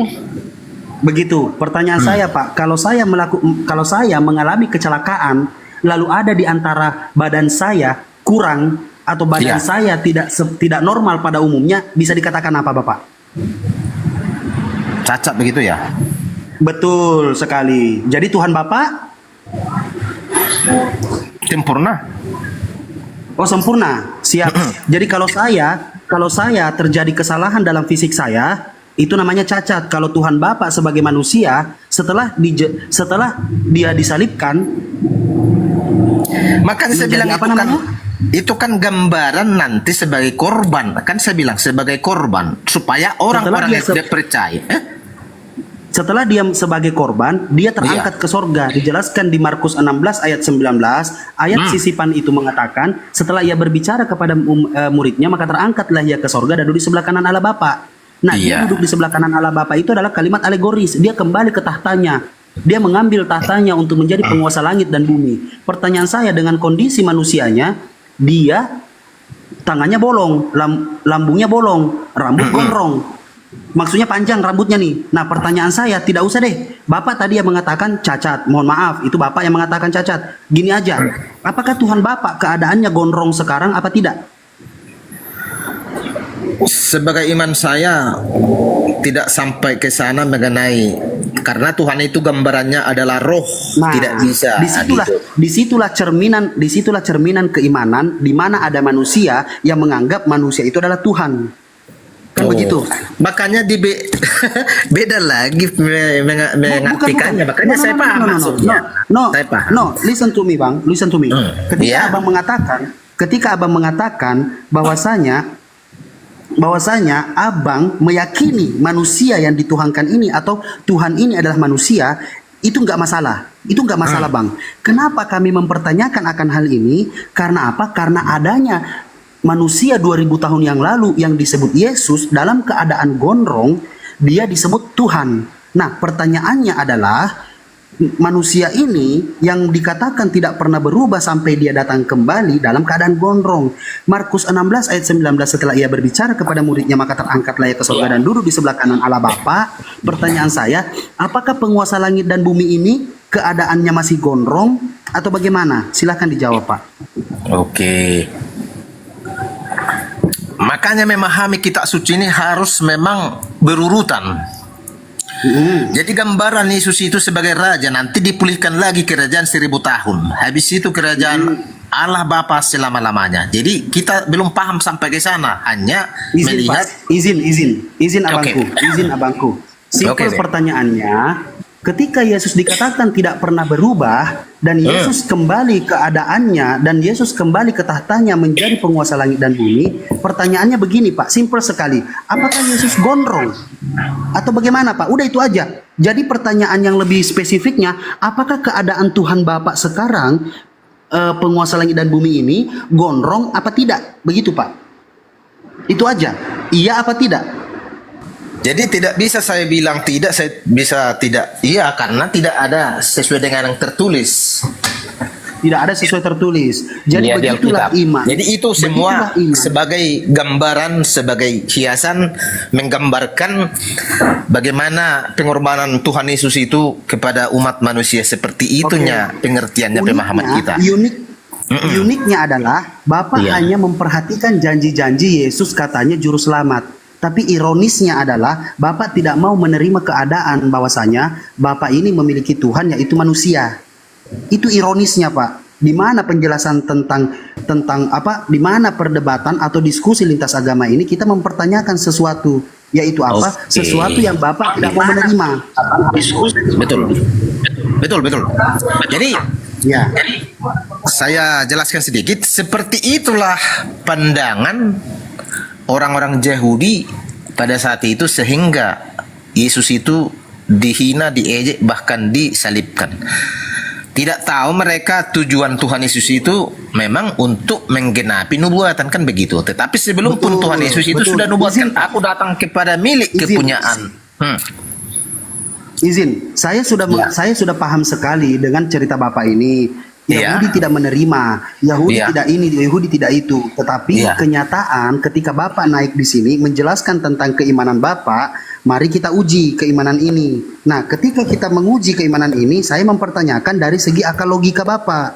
Ketika Bapak meyakini bahwasanya Bapak memiliki Tuhan, yaitu manusia, yaitu Yesus, bahkan Yesus itu digali dari manusia dan dia kembali ke tahtanya untuk mengambil dan berkuasa untuk langit dan bumi, itu dalam keadaan, mohon izin, maaf kata, Bapak menerima bahwasanya Yesus itu dalam keadaan cacat.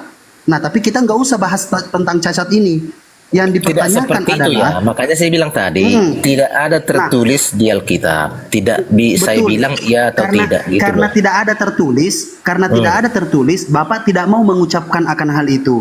Tetapi yang namanya atas dasar logika manusia, ketika saya mengambil analogi, saya kecelakaan dan ada badan saya yang tidak sempurna seperti sebelumnya, Bapak mengatakan berarti Bang Rashid ini cacat, betul kan? Nah, ketika Yesus mengalami akan hal itu, Bapak tidak mau mengatakan akan hal itu. Kenapa? Pertanyaannya kenapa? Karena Bapak tidak mau menerima. Karena apa? Di dalam alam sadar bawah Bapak apa?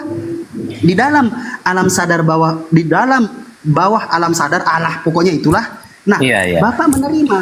Bapak tidak mau menerima bahwasanya Tuhan Bapak merasakan atau mengalami akan hal itu. Gitu loh. Oke. Memang seperti yang saudara pertanyakan, tertulis juga memang di Alkitab, sebagaimana muridnya tidak percaya kepada Yesus itu siapa. Itu namanya Thomas. Jadi sesudah Thomas berkata begini, saya tidak akan percaya sebelum saya mencucukkan jariku ke bekas paku yang di tangannya. Kan begitu. Padahal mereka itu di dalam ruangan yang tertutup, tetapi tiba-tiba Yesus hadir di tengah-tengah mereka dan menunjukkan jarinya, tangannya yang berlubang paku. Memang seperti itu. Hai Thomas, tunjukkanlah jarimu ke lubang paku yang ada di tanganku. Baru ditunjukkan, diapakanlah, ditekankan. Apa kata Tuhan Yesus?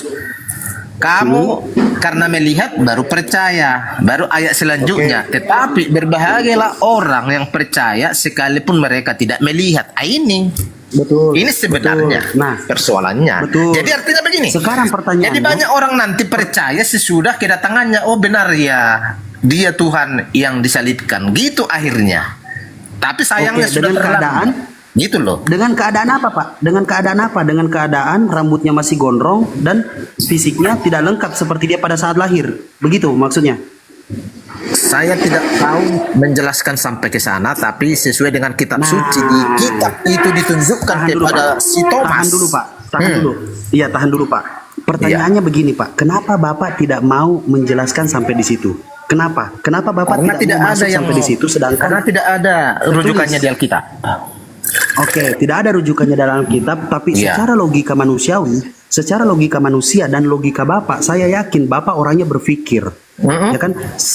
Ketika Bapak mengatakan bahwasanya saya kecelakaan ketika ada badan saya yang tidak normal lagi, itu bisa dikatakan cacat. Kan begitu?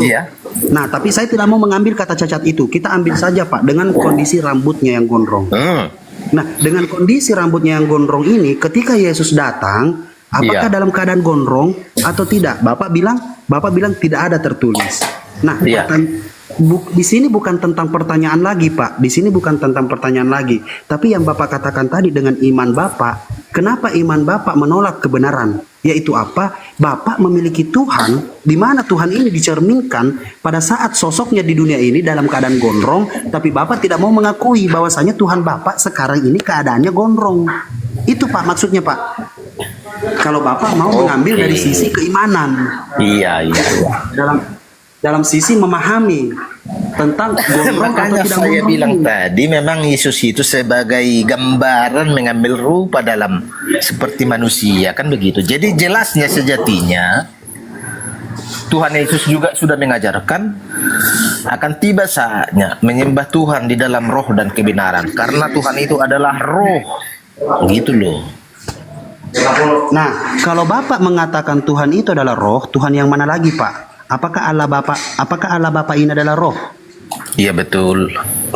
Betul. Penjelasan tentang roh ini saya jelaskan kepada Bapak sedikit, yaitu apa? Di mana penjelasan roh itu ketika roh ini bekerja dan manusia ini melakukan segala sesuatu di luar dari kebiasaan manusia pada umumnya, itu bisa dikatakan kerasukan.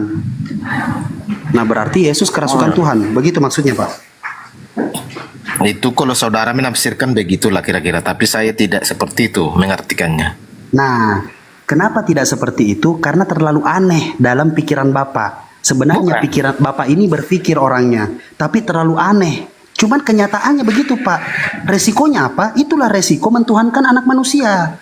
Itulah resikonya ketika manusia ini dianggap Tuhan. Itu resiko yang mutlak, Pak. Salah. Makanya kita harus seturut dengan Alkitab loh. Kita harus memahaminya tidak secara manusia. Artinya gini, huruf-huruf Alkitab menuliskan begini, huruf-huruf itu mematikan. Tidak ada faedahnya kalau kita mengartikannya secara daging dan logika manusia, kan begitu. Tetapi firman Tuhan itu hidup dengan Roh Kudus. Kita bisa mengerti dan memahami. Jadi makanya kalau tanpa Roh Kudus seseorang tidak bisa memahami ketuhanan Tuhan Yesus. Jadi sampai kapan pun perdebatan akan Pertanyaan sederhananya, memang sederhana pertanyaan. Sampai kapan pun saudara bertanya seperti itu, sampai saudara kalau bisa bertemu dengan Tuhan Yesus baru saudara sadar, kan begitu kira-kira. Betul sekali, Pak. Betul sekali. Karena apa? Karena begini, Pak. Di mana saya memahami di dalam Bible itu bahkan Yesus pun bertele-tele, Pak. Kalau mau dikatakan begitu, izin mohon maaf, Pak, atas kata-kata saya. Tapi begini, Pak, seandainya Tuhan Yesus turun di muka bumi ini, orang yang paling pertama mengajak dia debat itu saya. Saya bertanya, "Oh, Tuhan, oh Tuhan Yesus." Saya tidak memanggil dia Tuhan, tapi saya memanggil, "Oh Tuhan Yesus, saya ingin bertanya, betulkah kamu mengatakan bahwasanya dirimu Tuhan?"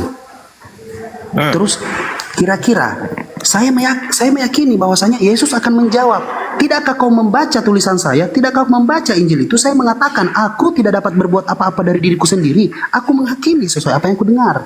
Maka dari itu kesaksianku adil. Apabila ada kesaksian yang datang daripadaku, sudah pasti itu kesaksian benar. Karena kesaksian benar itu datang daripada Allah yang telah mengutus aku." Nah, ironisnya di ayat ini lanjutannya adalah kalian telah mengutus Yohanes untuk memberi kesaksian tentang diriku. Walaupun kesaksian itu benar, tetapi aku tidak percaya dengan kesaksian manusia. Maka dari itu aku bersaksi tentang diriku sendiri. Yesus bersaksi, Pak, tentang dirinya sendiri. Dan Yesus mengatakan, segala firman yang telah engkau sampaikan padaku, sudah kusampaikan kepada mereka. Dan Yesus mengatakan, syahadatnya Yesus adalah inilah hidup yang kekal itu, yaitu bahwa mereka mengenal engkau satu-satunya Allah yang benar dan mengenal Yesus Kristus yang telah engkau utus. Di mana dikatakan di Matius juga dikatakan di Matius juga dikatakan bahwasanya Yesus itu adalah Yesus itu adalah hamba gitu.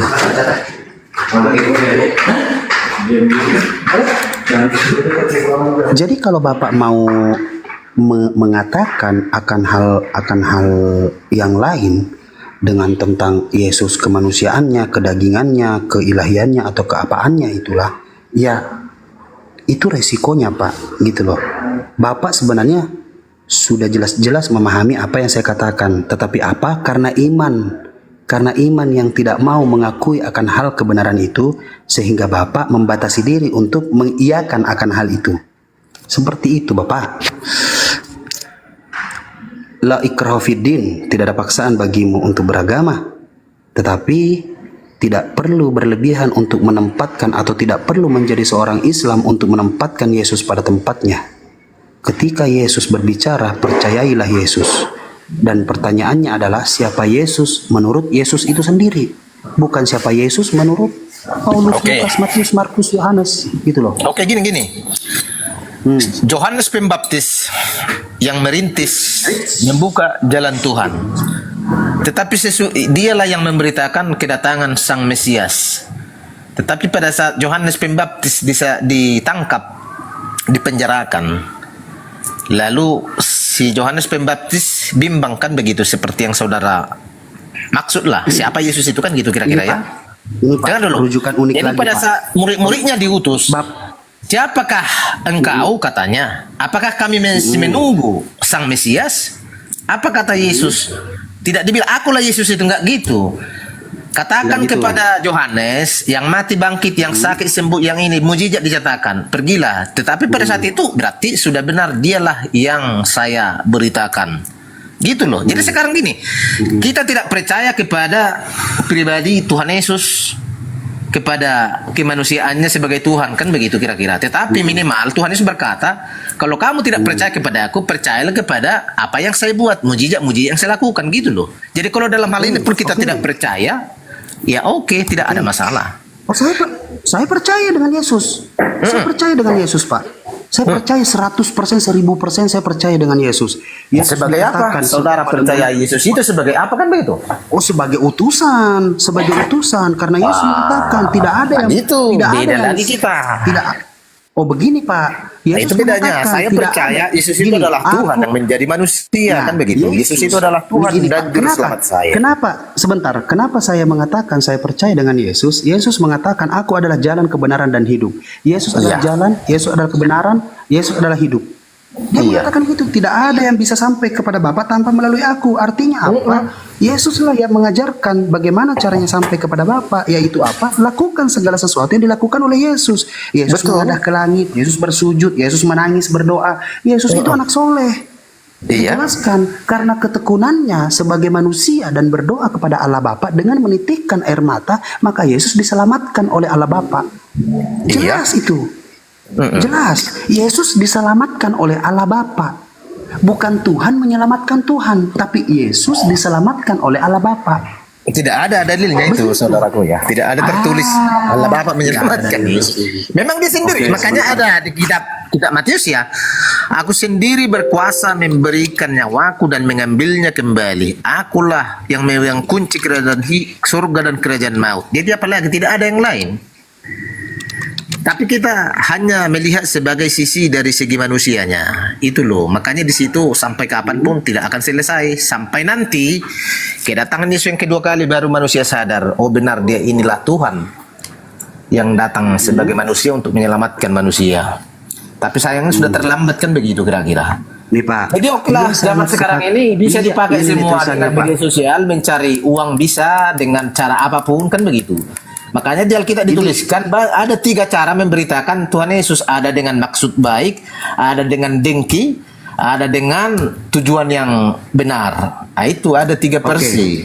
Oke. Itu loh. Kalau menjelaskan tentang Yesus, bagaimana Yesus ini apa yang dikatakan oleh Yesus untuk dirinya sendiri, tetapi ada manusia yang menyampaikan bahwasanya Yesus ini adalah Tuhan, tapi ketuhanannya Yesus ini sangat kontradiksi. Yang mana yang harus dipahami? Di sini yang Bapak tadi minta tidak ada tanya, saya bacakan. Ia sangat ketakutan dan makin bersungguh-sungguh berdoa. Peluhnya menjadi seperti titik-titik darah yang bertetesan ke tanah. Di situ saya sebagai manusia dalam keadaan sebagai manusia itu. Tidak dibilang dalam keadaan sebagai Tuhan, kan beda. Oke, pertanyaannya begini, kalau Bapak mengatakan seperti itu, ada lagi Pak yang unik Pak. Ketika saya mengatakan apakah Yesus gondrong apa tidak, Bapak tidak mau berani menjawab. Bahkan Bapak sendiri yang mengatakan bahwasanya ketika ada sesuatu yang terjadi dengan fisik kita, itu bisa dikatakan cacat. Nah, pertanyaannya seperti ini lagi Pak. Ketika manusia di muka bumi ini tidak percaya dengan Tuhan atau tidak memiliki Tuhan, itu dikatakan apa Pak? Ketika tidak percaya kepada Tuhan, ateis, betul? Atau manusia tidak memiliki Tuhan, itu namanya apa? Ateis, betul? Ateis ya. Siapa Tuhannya Yesus? Siapa Tuhannya Yesus? Ya nggak ada orang di Alfa dan Omega, yang awal dan yang akhir. Dia sendirilah Tuhan Yesus. Ya sudah, berarti Yesus ateis. Kedagingan Yesus adalah ateis. Selesai.